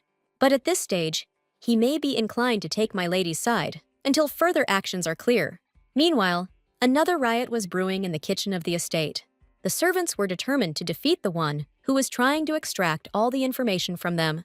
The girls armed themselves with rolling pins and other materials to make themselves look more menacing. Marie gave instructions that there was no need to be afraid of the enemy, that together they were definitely a strong team. The other two maids were quite frightened, but Marie insisted that the battle was lost, not the entire war, and that the fact that the enemy had escaped last time did not mean that it would always be like this. But she herself was very tense. She felt that something was wrong. Elodie was busy reading the documents, but when she looked up, she was pleasantly surprised. The husband entered the office with a plush toy and reminded the girl that she loved everything soft and gentle. He hugged the toy and asked if it made him fluffier for her. Elodie laughed very cheerfully. She was pleasantly surprised by Kabyle's behavior. But suddenly, the young man's face changed a little. He became gloomy. The smile disappeared somewhere, and his hands clenched into fists, as if he was preparing to attack. And in front of him, his furry friend Ifrit appeared. But he was not at all happy to see him. They started arguing about something. Kabyle tried his best to drive him away, but he was not going to leave. The spirit headed towards Elodie, but the man immediately grabbed him by the scruff of the neck and did not let him move. At that moment, Elodie came up and asked who her husband was hiding. She took the fluffy, cute little animal into her arms and looked for a long time into its small, cunning eyes. The animal introduced itself and said that it had long wanted to see the one who saved it. The girl looked at him carefully and understood that it was she who activated that artifact before the war. But the spirit asked how she was able to save him. The girl understood that no one would believe her story and decided to remain silent. She simply spread her hands, and Kabyle whispered for the spirit to leave as quickly as possible. The little animal was offended, and although it was small in appearance, proudly headed towards the exit. Left alone again, Kabyle wanted to invite his wife to go for a walk. But then a maid distracted them and asked if they needed anything. But they let her go. They remained chatting about something, and the maid, leaving the room, was upset that the idol would soon collapse when the princess arrived. Elodie's expression also changed a little. She was already tired of the uncertainty and rumors at court. She remembered one of the maids saying that many were whispering that changes were coming soon. The girl briefly expressed her thoughts, but decided that she needed to address these issues later. And then she turned to her husband and asked if his offer to go for a walk still stood. She froze for a moment, thinking that he would answer that he had things to do. But Kabyle happily repeated his offer, and together they left the stuffy office. Meanwhile, in the training section of the estate, Heinz was deep in thought about the recent events, where Milady had behaved very strangely. He thought that she might well have resorted to magic to keep the young ruler close to her, but then his thoughts turned to other knights who did not fight with them, but considered themselves heroes. They laughed and discussed how they spent their time while the war was going on. But Heinz knew that they hadn't done anything heroic. They had only scared off a couple of monsters and patrolled the streets. He listened to their stories and was filled with anger. He didn't like empty talk, because he and the other knights were risking their lives on the battlefield. They were shackled and exposed to the most dangerous situations, and might not return at all. And this bunch of idlers were discussing some scratches. And then Heinz couldn't resist. He approached one of the soldiers and said that everything would change as soon as the princess arrived here. This dialogue was heard by other knights. They did not like this turn of events. They lived under the current duchess. He continued that the current lady was only replacing the ruler while he was at war. But then one of the guys hit Heinz with a powerful blow to the face. He couldn't help but respond in kind. He simply couldn't stand it, even though he understood that he was doing the wrong thing. At that moment, the commander of the knightly clan, Sir Bedos, entered and ordered the fight to be stopped immediately. Calling the soldiers to him, he asked what the reason for the fistfight was. Hearing the reason, he became even more angry. Then he added that it was not a knightly matter to discuss with whom their ruler should be. He shouted that no one had the right to discuss such things and defile the lady. But Heinz was still set in his ways, and expressed his opinion that he considered the princess a more suitable candidate. At that moment, Sir Bedos ran his hand over Heinz's cheek and said that he needed some fresh air. He himself also saw that the ruler had changed, and he was now completely different than he had been during the war. But it was not for him to decide who was more suitable. And Heinz stood there, confused, full of thoughts, but no longer daring to express them out loud. Meanwhile, Elodie and Kabyle, while walking, decided to stop by on business and pick up some documents. The head of the trade guild was not at her place, and she wondered why this situation had happened with the letters that had not arrived. Kabyle asked what was upsetting his wife, but she did not want to share her thoughts with him. They decided to take a stroll through the streets and turned right in the direction where young Kabyle got lost. She asked if he remembered this place. He immediately answered that, of course he did. He was very scared then. She looked at her husband silently and realized that he was still that little boy inside. And he was somehow confused, because he again felt that Elodie didn't need him. But then she ruffled his hair and said that she had punished his offenders from the orphanage. He was surprised, but she said with a smile that she did it with pleasure for him. Sometime later, they returned to the estate. Busy with her work, Elodie hadn't drunk her medicinal tea for a long time, but today she decided to drink it again. There were no servants. No one interfered. But after drinking, she didn't feel anything, no improvement. But suddenly, there was a knock on the door, and this made her angry. The servant came in, apologized, and said that she needed to look at the appetizers for the upcoming dinner. When she went outside, Elodie was surprised that there was no one there, and she did not understand how the maid had left so quickly. But at that moment, she began to have a severe coughing fit. She became very scared and leaned against a tree. When she looked up, she realized that she was not alone. She greeted him and asked how she could address the noble knight. He bowed his head guiltily and said that his name was Heinz.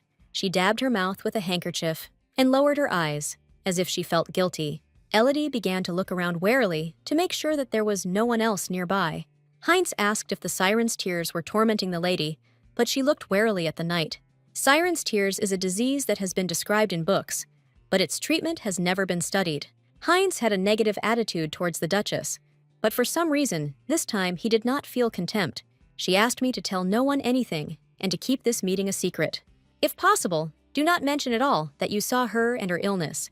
The knight of course agreed, but he said that one could accept help if it was offered, rather than refuse it. But Elodie just looked at him silently and made it clear that she did not want to accept help at the moment. Heinz was left alone and thought to himself that he had gone out to freshen up and had witnessed this situation. But he remembered his sister, who did not have time to do anything because of her illness, because it was too late. Meanwhile, Kabyle felt unwell and lay in bed with a compress on his forehead. The upset lady stood over her husband and did not know how to help him. She touched his forehead with concern and said that he didn't have a fever, but perhaps something else was bothering him. If we go back some time earlier, Ifrit taught Kabyle that he needed to change his approach to rapprochement. They communicated that they needed to not just observe, but change tactics in order to win the lady over. The spirit invited the guy to show himself as a new, strong person, despite the fact that she liked everything tender.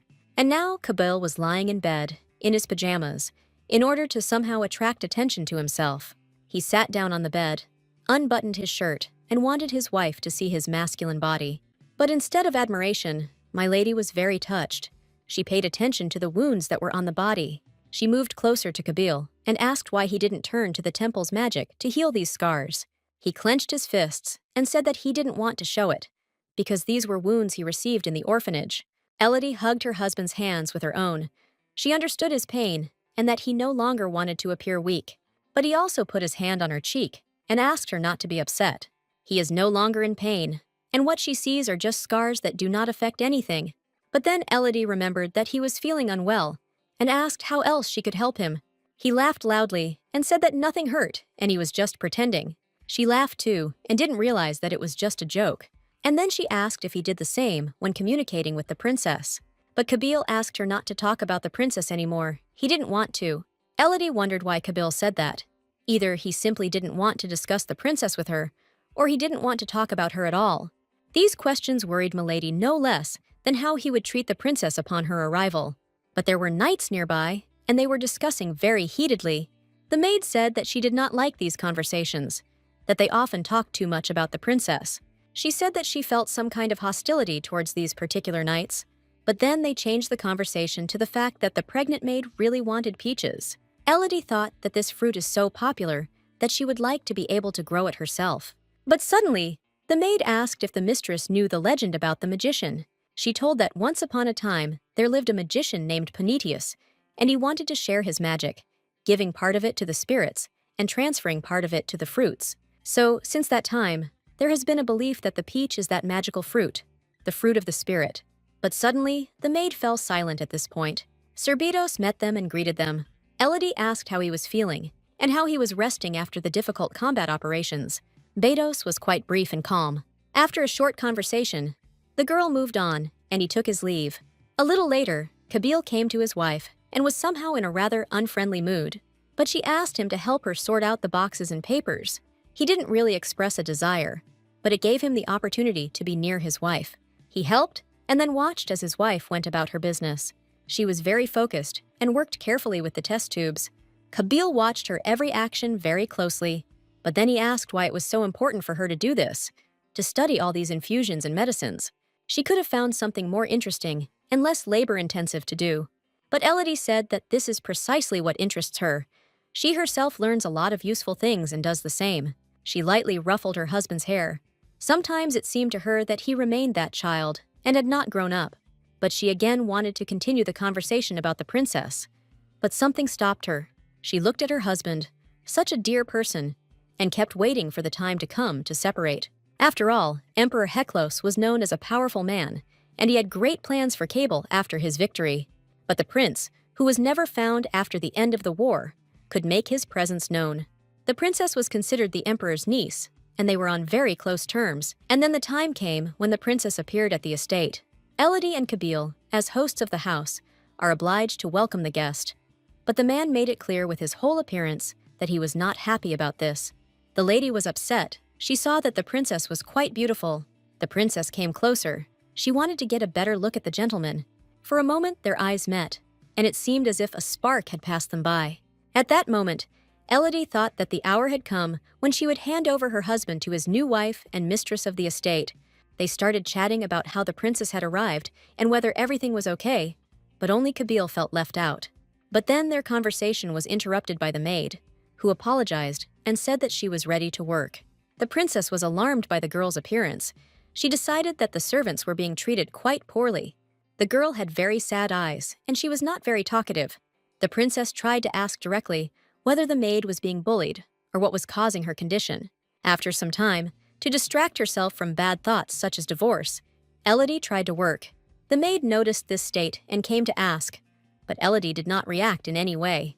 The maid was depressed by such behavior and suggested that her mistress take a walk. She went outside and decided to visit her greenhouse, where she had not been for a long time. There were a lot of different herbs there, much more than before. But then Infrit descended to her from nowhere, and Elodie was surprised. He greeted his savior, but also noticed that she was not in a good mood. She wanted to tell her what was tormenting her, but the girl understood that it was the spirit of her husband and how he could help. But sad thoughts filled her so much that her eyes betrayed sadness and pain. But just as Elodie wanted to share her experiences, she suddenly heard her husband's voice behind her. He angrily asked what was going on. He didn't like the fact that his furry friend was hanging around his wife. He came up and drove away the spirit, as if it could tell him some secrets. But after staying with Elodie, he immediately changed and became gentle and affectionate. She looked at him and suggested that they return to the estate. Kabil agreed, and she immediately headed for the exit, and he was again left in confusion. His wife would let him get closer, then move away again, and he didn't know what to do. She continued to walk away. He looked at her. At this time, somewhere in the garden, the maid noticed something interesting. The princess and her assistant, who had arrived at the estate, decided to take a walk in the garden. And a few days before that, the maids had another conversation in the kitchen. Their secret society.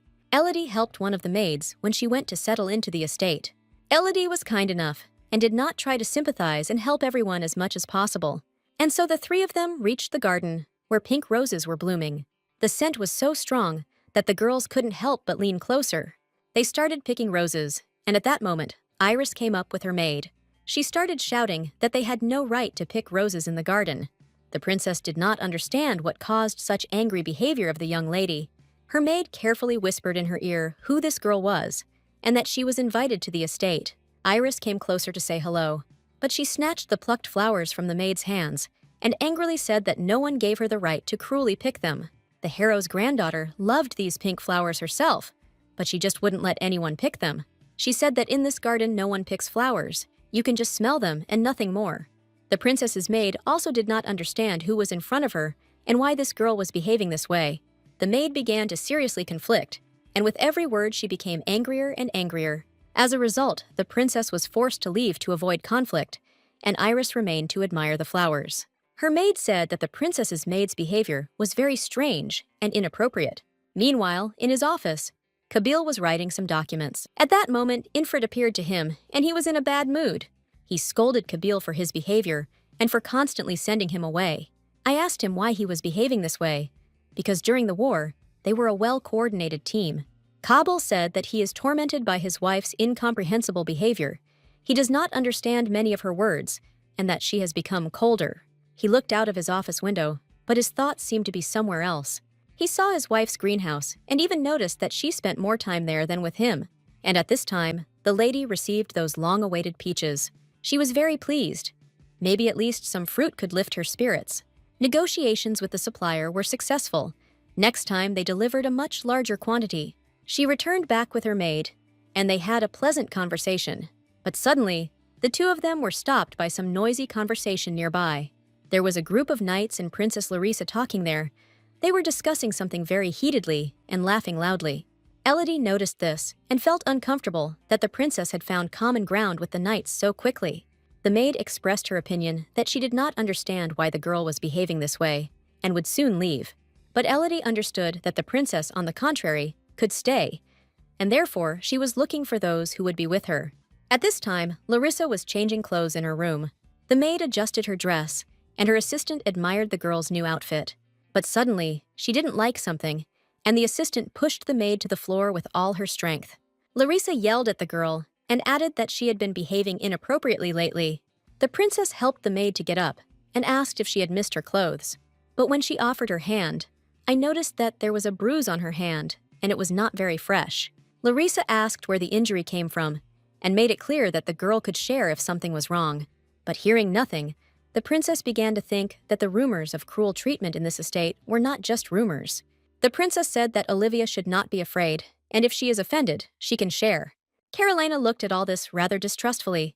She began to tell the princess that rumors do not arise out of thin air, and she needed to be more careful.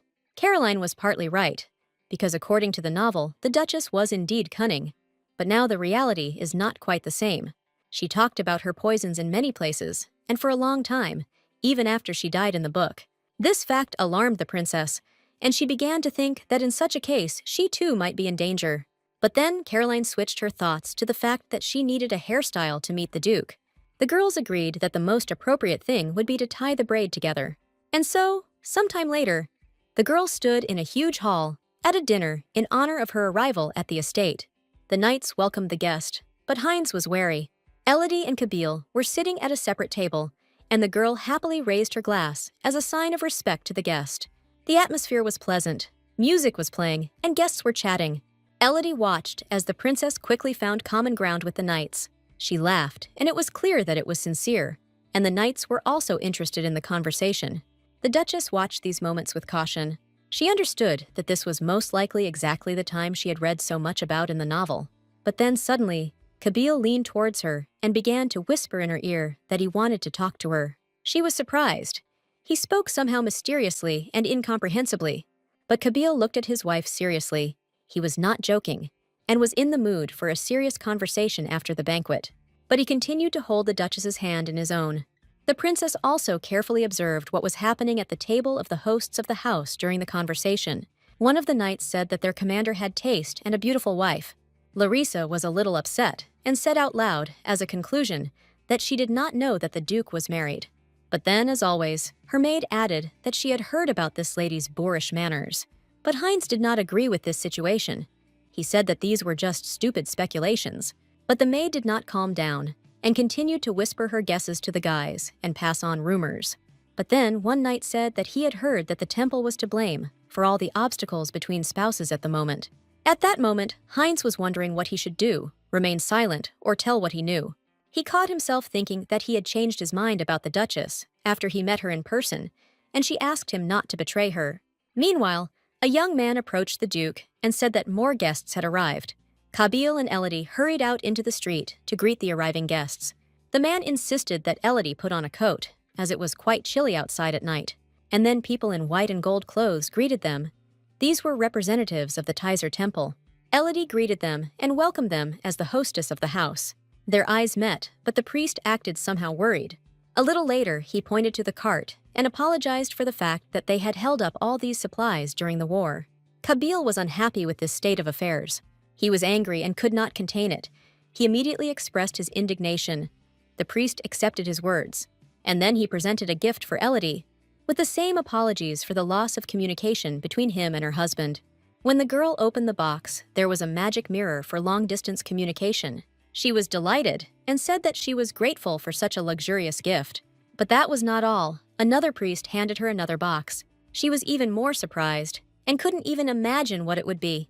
When she opened it, she found all the letters she had written over the course of 7 years. The priests were asked to retire to their quarters and rest after the long journey. Kabil, full of anger, watched these carts and the priests themselves. His eyes seemed to be bloodshot with hatred. But then his wife called out to him. She said that even though it was late, he would like to read all these letters. He changed his anger to mercy and even became a little confused. Kabil reached out his hands for the box of letters and leaned over to kiss his wife. Still, having taken this box, when he opened it, he was amazed that it was full of letters. He immediately said that he was ready to kill all these priests right now. But Elodie immediately said that this would be a huge mistake on his part and would tarnish his reputation. To distract him from bad thoughts, she asked him to hug her. Kabil did this with great joy, without a moment's hesitation. At that moment, the servant returned. Delicately making it clear that she was already there, she coughed. She asked what to do with the banquet, since the priests said that they would rest today. Elodie said that she would decide everything herself, and the rest could go free, and hurried away. But all this time she felt awkward and couldn't understand why. Meanwhile, all the supplies were unloaded in the corridor of the estate. The knights, seeing such a number of boxes and crates, decided that these were gifts from the temple. But someone from the crowd said that these were supplies that the lady herself had sent them. They began to discuss heatedly and make their own guesses, and behind them stood the maid, clenching her fists. But then she said that this was all due to their duchess, and they did not appreciate it. The knights thought, stood silently, and simply scratched their heads. And the maid continued to say that for all these 7 years, the mistress did not sleep nights to provide you with what you needed, and she was deceived. And then the maid pointed her hand right in the face of one of the knights and added that they had no right to even pronounce her name. As she was leaving, the girl noticed that Heinz was kneeling and crying. And the next day, somewhere in the Duke's office, Kabil sat in a chair and reread all the letters that he had never received on time during the war. He was imbued with every line, and his opinion about his wife completely changed. After reading everything, Kabil wanted to go to his wife, but something stopped him. He cried over the letters and realized that his face was very swollen, and he did not want his wife to see him like that. Meanwhile, the priest Amos watched from the window of his room the events taking place in the courtyard of the estate. At this time, Elodie was making her plans in her room. Amos was talking to himself. He was upset and puzzled about something.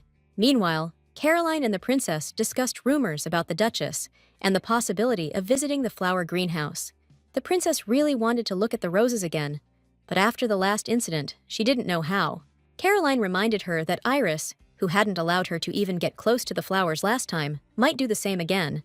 This moment saddened Larissa. She really hoped, if not to collect. Elodie shared her plans with her maid that she would now conduct an experiment. She wanted to make some adjustments to the communication device the monks had given her. The maid was very happy when the Duchess was immersed in her affairs and not upset by anything. But suddenly, there was a knock at the door, and she hurried to go see who was there. On the threshold was the princess and the servants who obeyed her. The Duchess's maid was not too happy to see them, and therefore did not immediately want to let them into the room. But then the Duchess herself came up and asked what had happened since they had come to her. In response, she heard the princess's desire to visit the greenhouse, which was closed to visitors. Elodie agreed to accompany the girls and keep them company. Carolina and Larissa admired every flower they saw in front of them at every step. But the princess was most surprised when she saw the Aperia flower bush. She almost burst into tears. The Duchess couldn't help but ask what had upset the girl so much, and she immediately said that she thought she would never see those flowers again. The Duchess plucked one flower without hesitation. She handed it to Larissa with the words, as a sign of introduction, "Let it be with you." The princess was very happy and thanked the Duchess for such a valuable gift. While the girls were chatting, Ifrit quietly appeared and said that evil dogs were roaming the estate, and the princess never ceased to admire the greenhouse and its plants. A little later, they walked into the Duchess's laboratory, and the girl immediately approached the table where papers were scattered. She noticed a gift from the temple, which was lying carelessly, and a stack of notes. But then her maid screamed that she had been hit by an unknown poison. She screamed to be saved. But when the Duchess came and looked into it, she said it was just water. They stood for a moment and looked at each other, the princess and the maid distrustfully, and Elodie at a loss. Carolyn began to whisper that there were various rumors about the Duchess, including about her abilities. Laris became wary, and her curiosity was aroused even more after the maid's words. She approached the table and wanted to take one of the papers that were lying on the table to read. But at that moment, the maid Olivia took the princess by the hand and said that she had no right to touch the papers. But at that moment, Caroline ran up and forcefully pushed the maid away from the princess. She immediately tried to swing and strike. But it was at that moment that Elodie grabbed Caroline's hand and stopped her actions. She looked at the maid with a menacing, downright threatening look. She did not like this treatment of either the princess or herself, but she hastened to pull her hand back. The princess hastened to apologize for the actions of her maid. Elodie said that Caroline's behavior here was inappropriate and unacceptable. The maid began to say that the girl had grabbed the princess, and this was unacceptable, and she had to be punished. Olivia argued and said that she didn't grab them, but simply asked them to take their hands off the documents. The gazes of the lady and the princess met, and there was anger in each one's gaze. Elodie ordered Olivia to be taken to the estate for now, and released her from work for the next few days. And then the conversation between the girls continued, but in a slightly calmer atmosphere. The princess said that since the girl reacted in such a way that the documents were touched, it meant the Duchess had something to hide. The Duchess responded by saying that these were her personal notes from observations and research. She handed the notes to the princess to make sure that no one was trying to hide anything. The girl read it with a guilty look. The notes really didn't contain any suspicious information. The Duchess sighed and said softly to herself that if the princess stayed, it would be difficult for everyone. Her methods towards the servants are very strange and evil. It is unlikely that she will be accepted and understood. Giving back the notes, the princess asked if the Duchess could teach her the old way of writing. Elodie asked if the princess had ever used her mana. She replied that she had never used it before, but she wasn't even sure that she had it. Representatives of the temple possess this magnificently, and it is also possible for people who have inner mana. Otherwise, it is quite difficult to learn this, and practically impossible in pairs. Larissa asked if the Duke had such a skill, and Elodie nodded in response. Caroline immediately whispered to her princess that she could turn to the Duke, and at the same time, there would be a topic for conversation. Elodie looked at the whole situation, as if she had refused to teach, since she had simply explained what was what. The princess and her maid decided to leave, as they considered themselves superfluous there. Elodie found this situation strange. She didn't understand why they decided to make her the one to blame. Larissa, on the contrary, felt at home here. She liked this house and the atmosphere inside. She felt safe and like she was at home for the first time in years. And the main reason for being here was the Duke, with whom she never managed to communicate much. She told herself that she had no plans to leave here, at least not as soon as most people here thought. Meanwhile, Heinz was lying on the bed, lost in his thoughts. She kept thinking about the Duchess, and tears came to her eyes. He had a completely different opinion of her before that meeting. He considered her rude and evil. He got out of bed and talked to himself that after the truth about the temple became clear, he changed his mind. Heinz actually began to think that Elodie and Cable were a perfect match. The next day, the priest came to the lady with a very interesting question. This alarmed and surprised Elodie very much. She was a little confused. He asked to show him the communication device that had been given to her during her visit. He had heard that the girl had allegedly broken him. This information needed to be verified. Elodie readily agreed to do what was required of her. The priest examined the gift and was very surprised when he did not find what was stated. He closed the box, said there had been a mistake, and apologized for the inconvenience. He felt awkward. His facial expression changed greatly, and he hurried away. Count de Four, who arrived at the estate with the princess, was to blame for everything, and Elodie couldn't understand what was happening. She was overcome with panic. Yesterday, the princess came to her and tried to catch her in concealing information. Now the priest. The high priest, on the contrary, was very angry that he believed the rumors, and he had to justify himself to the Duchess. Princess Larissa returned the lost relic to the temple, but that's no reason to trust her every word.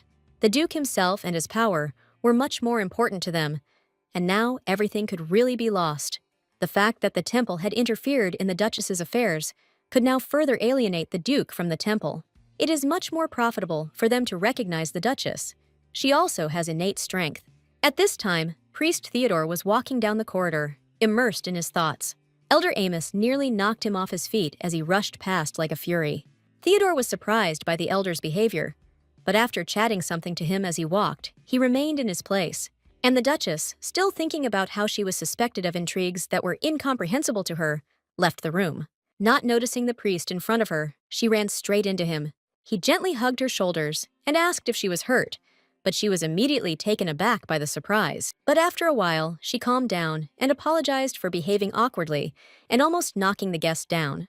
Theodore said that he had wanted to talk for a long time and was looking for a reason to meet, but if the Duchess was not feeling well, he would wait.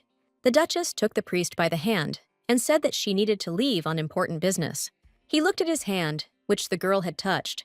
Then he pressed her to himself and stood motionless for several minutes, as if something magical had touched him. The priest first learned of Milady when he was assigned to monitor all the documents she sent to the Duke. At first he treated it as a normal job, without much thought, and then the letters started coming more and more frequently, and with each subsequent letter, Theodore became more and more interested in the lady who wrote these lines. He imagined her in his mind and wanted someone to speak to him so sincerely and tenderly.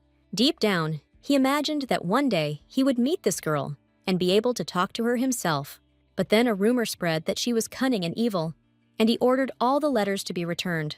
And when the war ended, a new rumor appeared that they were going to give the princess as a wife to the Duke. At this time, Kabyle continued to read the letters that never reached him during the war. He read everything and decided that he needed to urgently visit my lady to talk. Kabyle imagined how he would hand her the letters and thank her for all the warmth and tenderness that he had experienced. But then Ifrit appeared and asked the Duchess to open the greenhouse. He said that there is a lot of pure and fresh manna there, much more than what Kabyle gives.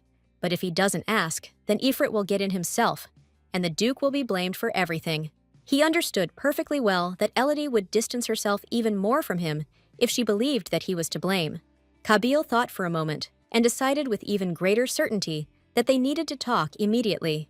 He quickly headed towards the room where his wife now lived. On the way to his wife, the princess met him and was very happy about the chance meeting. When Kabyle asked where she was going, she replied that she was going to the Duchess, and he was surprised. He said he needed to talk to his wife face to face and asked her to come another time. Caroline had previously told the princess that the couple did not live together and slept in separate rooms. He hurried to leave, but Larissa was very persistent in her desire to talk. She really wanted to start a conversation, but due to shyness, she didn't know how to begin it. And the Duke looked at her and caught himself thinking that they were somehow similar. He looked at his wife in the same way. He realized that most likely the princess wanted a closer relationship, but he was not ready to give it to her. To clarify the situation once and for all, he abruptly said that he was not going to get divorced and that she had nothing to hope for. At that moment, Elodie passed by and noticed the Duke and princess talking, but she didn't know the essence of it. She decided that right now they could perhaps confess their feelings. They would be a beautiful couple. She began to feel sad that her time was over, and no one even warned her. It was a shame. But the Duchess also noticed that her relationship with the knights had become more complicated, and her illness intensifies during times of worry, which also frightened her that Kabil would see her helpless. She was both ashamed and angry that she had not been able to find a solution much earlier. Elodie briefly imagined herself becoming the cruel villain she had read about in the novel. Perhaps that is why the princess is betraying her, because she fears for her life. Elodie herself was most worried about Kabil and did not want to harm him. She decided that she would just leave. She had already packed her things, so there was nothing difficult. She left a note stating that she was going on a trip for a few days. She took a heavy suitcase with her things and went to the eastern part of the estate, where there is usually no one. But suddenly, she heard voices and hid. As she got closer, she remembered that representatives of the temple now lived in this part. But they were discussing something very animatedly, and she decided to listen to their conversation. The men said that they did not understand the whole situation, why they were waiting for orders regarding Kabil. Elodie was upset when she heard her husband's name. The talk was that the high priest Amos could kill Kabil if he did not like his actions. She became even more frightened, because if she was not there, then no one would be able to help the Duke. Everyone here was against him. But at their first meeting, they described their arrival completely differently. But Kabil is also a master of the sword, possesses strong internal energy, and cannot be killed so easily. The only ones higher than him can be the high priest or the master of the Tower of Magicians. And then the Duchess remembered that she had heard something similar discussed before. Meanwhile, the rest of the Holy Knights were discussing their good work with their elder. He thanked Theodore for a job well done and said that he could go and rest in peace. Theodore was about to head to his room, but something alerted him and he listened. He approached the arch and saw the Duchess standing there, confused. He politely asked her what she was doing there at such a late hour. She quickly replied that before going to bed, she decided to take a walk and get some air. She apologized and said that she already wanted to leave. But suddenly, the priest asked why she was walking with a suitcase in her hands. She didn't know what to answer and hurried to leave as quickly as possible. But Theodore tried to stop her. He had not lost hope of talking to her since his arrival. He grabbed her hand and asked her not to leave. At least not so quickly. Elodie didn't like these actions and asked to explain what was going on. He apologized and said that he didn't mean to offend, but he just wanted to chat. She didn't understand what they could be chatting about, and she was still haunted by thoughts of what she had heard just recently. But suddenly, in the silence, someone else's footsteps were heard.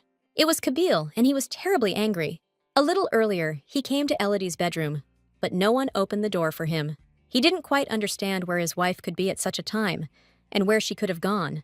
But suddenly, Ifrit opened the door for him, which surprised the Duke greatly. He said that he had been sitting in her room for a long time, and she had not been there for a long time, only a note on the table.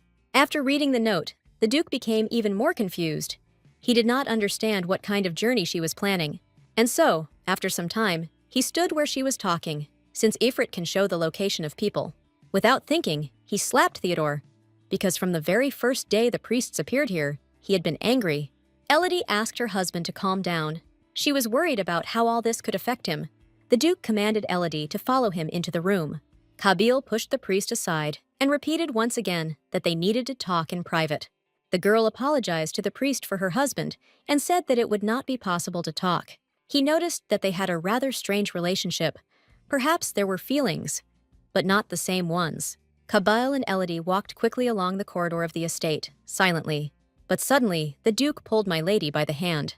She didn't notice how he lightly picked her up in his arms along with the suitcase. And now they were already in the room. He was angry. He didn't understand what feeling he had inside. Elodie immediately asked what was happening to her husband, why he was so aggressive. She felt guilty about what happened and began to apologize. Kabil looked at his wife with a rather insolent gaze. He did not like the events of the last few days. But then, with childish naivety, he asked if she was having an affair. He started a dialogue and asked why she was going somewhere with a suitcase.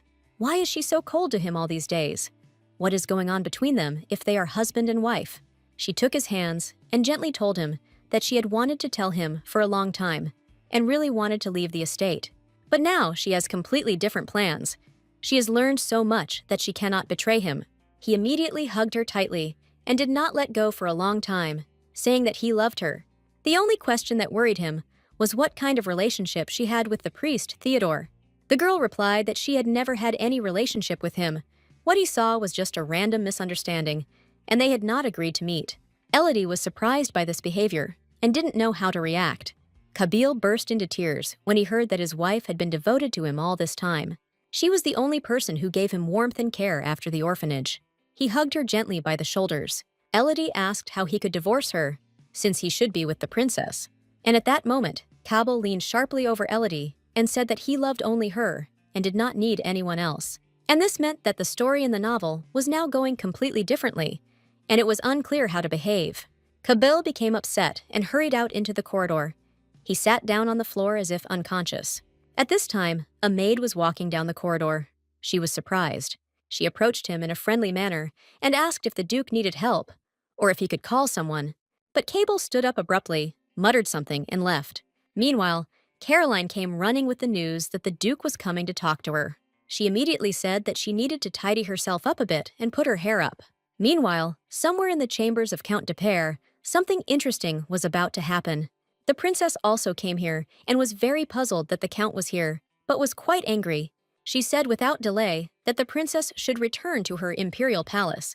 The carriages were immediately assembled, and the princess and her retinue immediately left the Cernoa estate. Caroline, seeing the princess's very depressed state, asked her what had happened. She tried to convey the conversation that took place in the room of the Count and the Duke. Everyone was on edge. Larissa didn't understand what she had done, or what she had done wrong, that she was being kicked out of the estate. But the Duke did not consider it necessary to go into details.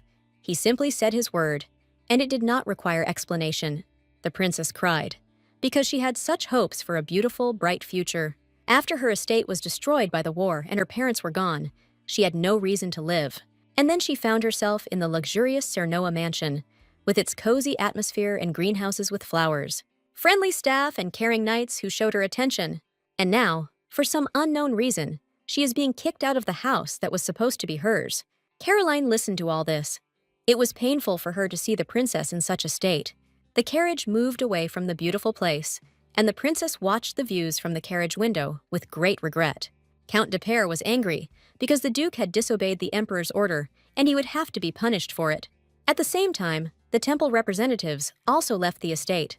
Earlier, Kabil had summoned the High Priest Amos and told him that one of his subordinates had treated Milady badly. Amos looked at Theodore and said that upon arrival at the temple, he would definitely figure out how true the accusations were. Theodore looked at the High Priest with a grin. He had nothing to say. Milady drank her herbal infusion and felt somehow quite calm. But then she started having a coughing fit, and the maid who was nearby became worried. But Elodie said there was nothing to worry about. It would all pass soon, but she calmly asked. For some reason, it became somehow quiet, and all the guests who were there were not visible. She was a little worried and began to speculate about what could have happened. But when she heard the maid's answer, that the Duke had asked everyone to leave, she became angry. She immediately hurried to visit the Duke and have a serious talk with him. She first asked why there were no guests and whether she was the reason that everyone left so soon. Milady was also worried about the fact that the Duke had to marry the princess, but he did not want to do it. Kabil sat motionless, as if the conversation was not about him at that moment. The girl asked again why he had sent the princess. It wasn't because of that quarrel with Theodore that the priests had left. Now the whole story of the novel was changing. Either she or Kabil himself changed the course of history. But she also understood that if the Duke did not want it, she would not be able to force them to marry. And he still treats her with the same reverence, not as a sister who raised him, but as a girl. He was only smiling and nice with her, but the rest of the time he walked around gloomy and dissatisfied. She bashfully asked if he considered her his sister, as he had known her since childhood.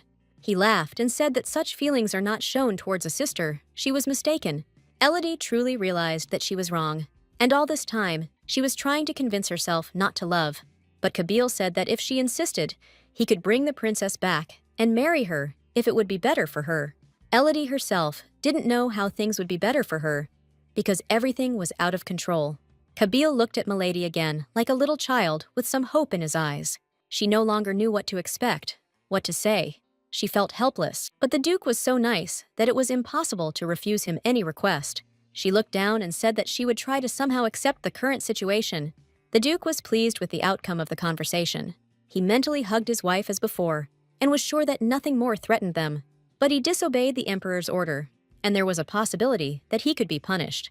But then my lady asked him how much strength he had, and he shouted that it was enough to protect her. but she knew it wasn't her fault. She remembered the words of the holy knights, and her husband was in danger. And after the war, the emperor said nothing more about the young ruler. All these latest events and new actions led Milady herself to a dead end. Meanwhile, all the maids were busy cleaning the estate after the guests had left. But besides the clean stairs, they were worried about the condition of Milady herself. At this point in the discussion, a dejected Heinz came up and said that she had Siren's disease. He quickly left, and the girls decided that he was in love with their mistress. But he just wanted someone to help her, because she herself could not and did not want to talk about her illness. The girls were even more puzzled after this information. Meanwhile, my lady was studying documents in her laboratory. She wanted to understand a lot, to study, to complete what she had started, so that the lands would prosper. But the abundance of information made her head spin, and she worried that it was the illness making itself known. Seeing the state, the servants came up, but my lady said that everything was fine. The Duchess was concerned about the fact that the first descendant of Cernoa had not completely conquered the lands, and now we need to understand how to invest money so that it works for the good. She remembered that she had started this topic during the war, but had abandoned it due to certain circumstances. Now she thought that something simple, but very necessary, was needed to have circulation. She came up with an interesting idea to make medicines that would be needed by everyone. Lost in her thoughts, she heard a knock on the door, and in a drawling voice said, "Come in." Heinz appeared on the threshold, but his face looked somehow exhausted. Milady immediately asked what exactly brought him to her, but without saying a word, he immediately fell to his knees in front of her, and she realized something had happened. Heinz immediately began to apologize, and then said that he could not keep the secret she entrusted to him.